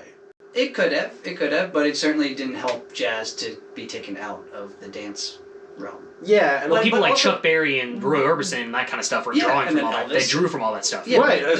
But to be also fair, swing didn't stop. It just became less popular. So big band and swing and stuff still existed. It just wasn't. It did, yeah. Certainly, Benny Goodman lived well into the 70s. He was. But I mean, they still played Artie Shaw Orchestra. Yeah. I mean, they were still. Glenn Miller was dead by then, but. Glenn Miller died in a plane crash. Actually. Yeah, exactly. Yeah. Great movie. Great Glenn Miller story. Jimmy Stewart. Jane Nelson. Yeah, but it's a weird thing how that all happened, and who knows what would have happened without the bebop era. It could have. Well, the other thing is, horns could have. As a trombone player, I ignore the bebop era entirely. Well, there are some great bebop trombone players, though. Yeah, not James. It's okay. Honestly, it's been kind of weird in the past. Well, I'm actually curious. What bebop trombone players are you thinking of? J.J. Johnson's the big one. Well, that's J.J. Johnson is hard bop. He's on the verge. And I think that's the biggest thing is that there weren't really any bebop trombone players that I ever really got to dig into too much. There are other people that are slightly before J.J. Johnson, whose names I cannot remember right now, but they did exist. I would definitely be intrigued to know some of those, because a lot of the people the big gap is basically like Jack Teagarden. Yeah. And then it's like the swing band guys, all those dudes. Yeah. And then you got JJ, and that's like the. And then after JJ, there's a couple of. Oh, there's a host of guys after J. Like JJ and around JJ was like, but that's now really whether or not JJ was bebop or hard bop is. Well, that's where it skipped over because it's hard to keep up. For people listening, can you differentiate the two? Between bebop and hard bop? Yeah. Actually, I had to write a whole article about this once. It was not a scholarly article. I was gonna say, are you out of touch, Dan? It was not a scholarly. Get out of touch now, writing articles. It was in so. Essentially, it's not what is missing from either one, it's what one focuses on. So bebop focuses on playing with the changes instead of playing with the melody. So if you transcribe some earlier saxophone players, like if you transcribe Lester Young or Coleman Hawkins or Ben Webster, when you overlay their solo with the chord progressions that are happening, they're not playing what is happening in the chord progression. Like if you have an F sharp minor 7, they're not playing F sharp A, C sharp E. They're just kind of playing through the melody, and they're like they're not even playing with the melody, but they're playing with the melody in mind, and they're kind of manipulating that. Bebop. No. This is pre-bebop. Okay, I'm sorry. So Pre-bop, yes. Pre-bop. Pre-bop. Kids bop. There you go. So this is pre-bebop, and then the big thing that happened with bebop is that you really started what they call, what people now say is nailing the changes. Okay, because I was going to say that's how I view it with Charlie Parker. You look at an Omni book or just listen to solos, they're outlining basically scale patterns or chord changes. So when Charlie Parker plays an F sharp minor 7 chord, you see F sharp A, C sharp E. Yeah. Like you see it like on the page. Yeah, he does 1, 3, 5, 7, and then the third of the next chord is the half step down from the 7th. Right. That is exactly what's happening pretty much the whole time, and you speed it the fuck up. Yeah. You speed it up so it's so freaking fast. You're like, I don't understand how he's doing it. And for those that don't know, melodic. an Omni book is a transcription book. It's like a collection of solos that And artists. the Omni book has a lot of mistakes that I've had to find. Sure, yeah. No, I found it too, yeah. No offense to Jamie Aersol. I'm so glad he wrote the book. I'm so glad he did what he did. He did with tape and reels and Yeah, stuff yeah, like yeah. that. Of course there's mistakes. It's fast, and he's using the amazing slowdown before it No. existed. He was using a vinyl record that he was slowing down. Oh, he was slowing it down? Wow. Yeah. He may have been using tape at one point. He was half speeding the tape. Yeah. But there wasn't digital yet. It didn't exist. Yeah, no, I know. It was before. Yeah. That's what I said. It was before the Amazing Slowdowner before the Amazing Slowdowner. Yeah. Jamie Aebersol's a pretty amazing person. Yeah, he's probably at the Gen Con. He was so nice. Yeah, you met him. We met him at the Gen Conference, didn't we, one year? Didn't you and I go for? I we did did. a conference with him at Loyola. Yeah, we did a conference for Loyola, but it wasn't at Loyola. Yeah. Oh, actually, that reminds me. Oh, you probably did the Gen that was in New Orleans. Yeah. Yeah. Well, we went to the first Gen. We played at the first. That was the first one? That was the first one ever, inaugural Gen. Whoa! Yeah, I didn't know that. Yeah, that we played at the very first one. There was New Orleans, and then there was. Look at that. It was New Orleans, and then And we had Victor Goins as our soloist. I think it was St. Louis. Actually, I got to trade solos with him. It was because really fun. I did volunteer work at, I think it was either the second or third inaugural. Or not inaugural, third annual. Second or third annual at that point was in St. Louis, and from where I was at college in Southern Illinois, we did work over there. Cool. Yeah. So so the bebop versus hard bop, right? Okay. Yeah. So bebop was the building blocks of how you play through the changes. Hard bop was taking all the stuff from bebop and turning it into a storytelling device. So like how? So Masculine stories? The only kind. Yeah. that's Mostly because we were stifling that's what the a other certain kind. Keith may have said. Okay. Storytelling in the sense of like, you take all this material and you take all of these understanding of playing through the changes, and you make it more of a through line instead of just like, because for reference, most bebop recordings are under 3 minutes, whereas most hard bop recordings are well over 5 or 6 minutes. Oh. So it's got more time to build, it's got more time to phrase, it's got a longer period of time for you to build the story that you're going to tell. And it's still using the building blocks of bebop. It's still using the changes, it's still using the language, but it's putting it in places so that it's not like bebop tends to be more of like an exercise. It's more of like a, can I do this? Yeah. Whereas hard bop is more like a, what can I do with this information that I now understand? The best way I had it described to me with the difference between the two was the slingshot effect. Was that all of a sudden, bebop was because we can, and hard bop was because we want people to listen again.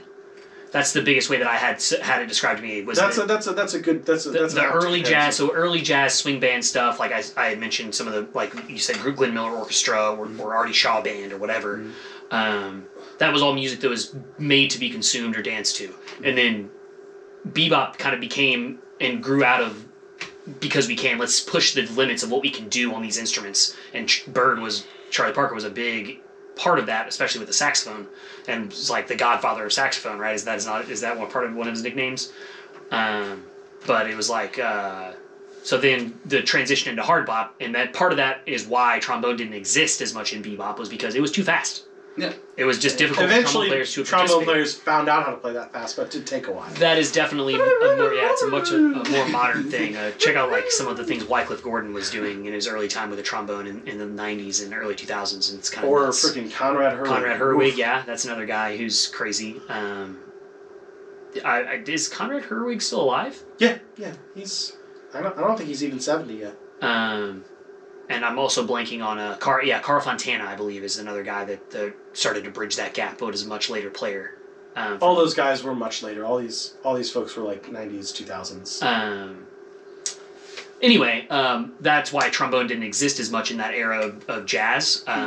But in the grand scheme of existence of jazz, I feel like that was the bebop era was actually a shorter time period. It was. It was only really about. compressed. It was only about 10 years, maybe even a little bit less, like 7 years. A pretty compressed era, and then Well, like I mean, said Huge before. influence. Think about this. Okay. The very, very, very first recording that John Coltrane ever made as a saxophone player was in the Navy in 1957. Oh. He died in 1967.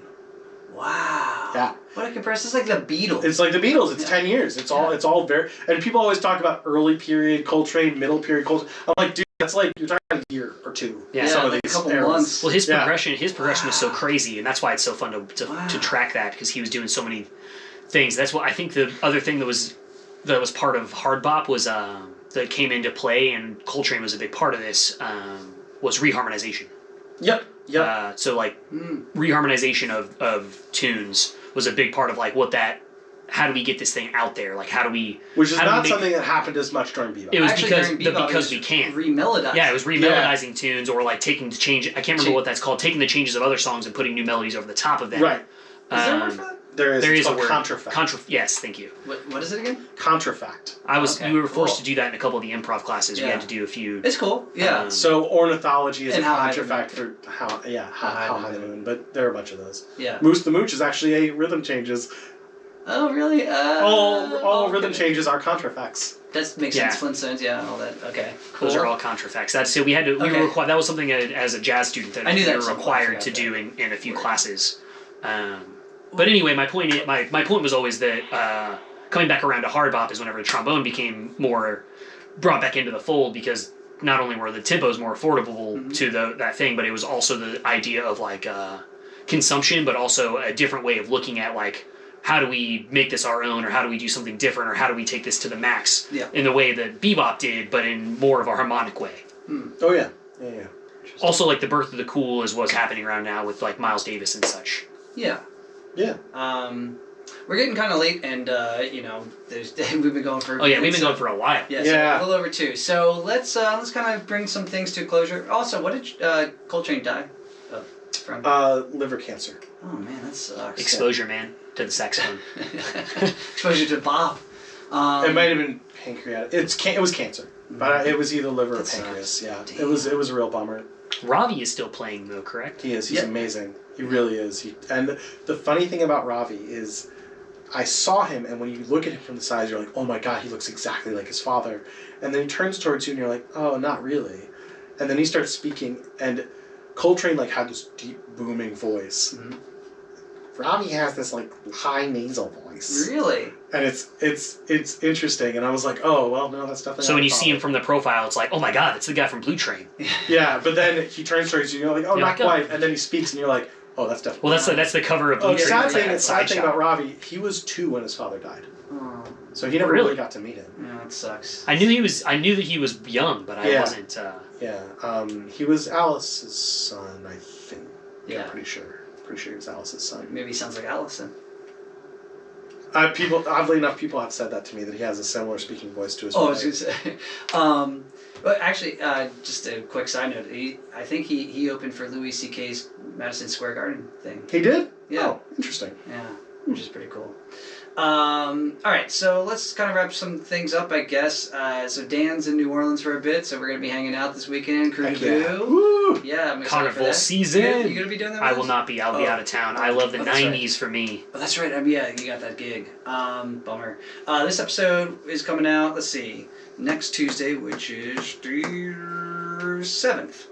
Yeah, Tuesday the 7th, February. You got anything coming up? No, you'll still be here. Yeah, I'll still yeah, This will be in New Orleans. You don't have a gig coming up. yeah, I don't have any. I don't have What do you any- got coming up? So we got Walhaus is the project you got. So I've got two bands now. Yeah. I've got Walhaus, which is my electric band, with my guitarist Jake Kohlhaas from my old band that technically still exists. J Pope in the Here Now, which was my hip hop and soul band. We call it Prog Soul. Yeah. Which that band does have a record out, and we're slowly working on the second one. Oh yeah. But everyone from that band, like Jake and I are still working together, but almost everyone else has kind of shifted things around, and they're not playing music as much anymore. And that was an interesting ride. I remember when you told me you were being looked at by Rope-a-Dope Records or something. No. I just wanted us to be. No, but there were other people. There were other people that were looking at us for Or other maybe things. other, yeah. Yeah. You guys had a huge debut. We show. did. You guys used to sell a lot of tickets. We and you would have huge crowds. You told me. And I was like, what? You would only play every once in a while. Which Yeah, we blew my mind. I mean, even at this point when we do play, we command a pretty high price. Like unless there's a certain amount of money involved, because like the other people in the band have kids and they have full-time jobs. Sure. And it's like they're not getting out of bed or they're not leaving the house for a certain amount of money. Yeah. So all those gigs end up paying pretty well, which is great. But that being said, that band has kind of fallen into becoming more of like a tribute band almost to itself. That's what happens if you can't push beyond the veil. It's like a Fermi paradox. You can't move beyond that barrier. Which I'm That's what happy to happens. continue doing, but that's kind of the way it goes. That's how everybody's career is. From doing the production stuff as I've done it. It's like you're lucky to live long enough to become a cover band of yourself. Yeah. So that being said, that band is working very, very, very occasionally. But Jake and I, the guitarist from that band, decided to start our own band called Walhaus. The reason it's Walhaus is my last name is Wallace, his last name is Kohlhaas, Walhaus. Beautiful. And we're writing electric instrumental music. Yeah, it's sweet. That's improvisation based. Yeah, that's awesome. So that's one band, and then so I have that band. That's my electric band, and then I have another band called the Dan Wallace Derek Michaels Coalition. It's a big name. I like it. Yeah, it's and that's my acoustic band. That's the band that if we can perform without any kind of microphone or amplification, including the bass, we will. That's dope. I love that. That's great. Yeah, and we play essentially like modern swing /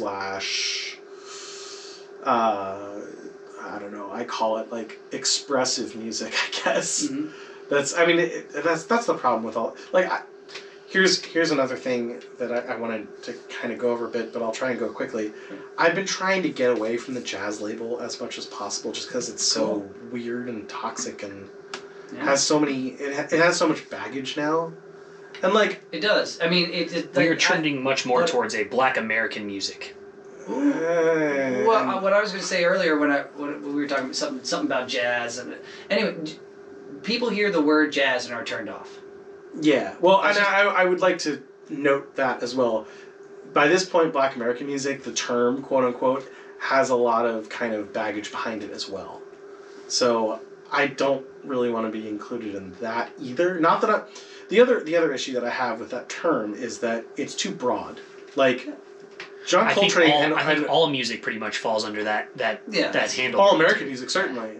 Yeah. And that's the thing, like, you know, you can call country music Black American music, you can call jazz, you can call soul, you can call hip-hop, like, none of those have that much in common. I mean, some of them have similar ancestors, but, you know, you sit there, all I have to say about that is, look at Coltrane, and then look at Earth, Wind, and Fire. Both of them could definitely, by all means, be called Black American music, but they're not the same thing. They're not doing the same thing. They don't even function the same way. Yeah, I think functionality actually is really important. So it's too. I mean, I guess from a historical perspective, it's important to label something as who is the creator, who is important. Acknowledgement is the big reason. Sure, and that's great from a historical perspective, but I don't think it makes a whole lot of sense from either a marketing perspective or a branding perspective, unless you're trying to be specifically inflammatory, I guess. Okay.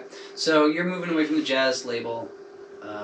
That's cool. So what are you calling yourself? I don't know. I'm still trying to figure it out. I mean, there's no getting away from the fact that jazz is a huge part of who I am and a huge part of my history and a huge part of what I've studied and a huge part of the music that I love. But it's just, my goal in life is no longer to be in the downbeat readers poll. My goal in life is no longer to be on Blue Note as a record label. And that was a goal for you. I think it was at one point, and like certainly when we were in college together. Yeah, but but jazz, you were just like you wanted to be a jazz saxophonist. Yeah, but in college was kind of the yeah. time when I realized that wasn't a feasible goal anymore. I remember that. I remember we were living together senior year. Yeah, we talked about that a little bit on the last one. Yeah. That's a pretty big moment for you. Yeah, that's sure, okay. It's an identity path type of thing, and those wake-up calls are important for our growth and development. So anyway, I've got these two bands, and like both of them could be labeled jazz, but I don't really want to label them jazz for lots of reasons. Sure. But I don't know what I can label it, and like so people want labels. People really, really want labels. They do. They love their labels. It's part of the issue. Yeah, and they want their community, man. How do they know? Exactly. How do they know if they're going to like it if it doesn't fall into their choice select words of what they tribe, like? They want their religion. If anything, I'm trying. My electric band, I'm trying to get us more into the jam band community, because I think, even though I wouldn't call any of us jam band musicians, and I wouldn't really call the music that we create jam band, I feel like there's an infrastructure there that makes sense. The audience would receive the music properly. I think so. That's what we're talking about right now. Anyways, I think so. marketing. Yeah. And that's why we need the word. That's why we need the word to describe it, is to market it. Someone needs to consume it if you want to make money off of it. And then I guess or if you want it to be sustainable. That's the same. That's kind of what I'm getting at. If you can live off of it, it needs to be consumed. Yeah, and then my acoustic band, I guess I would call that, to some degree, contemporary art music, contemporary improvisational art music, which some people would just say, hey, that's jazz, or hey, that's Black American music, or BAM, and that's fine. But I don't. BAM.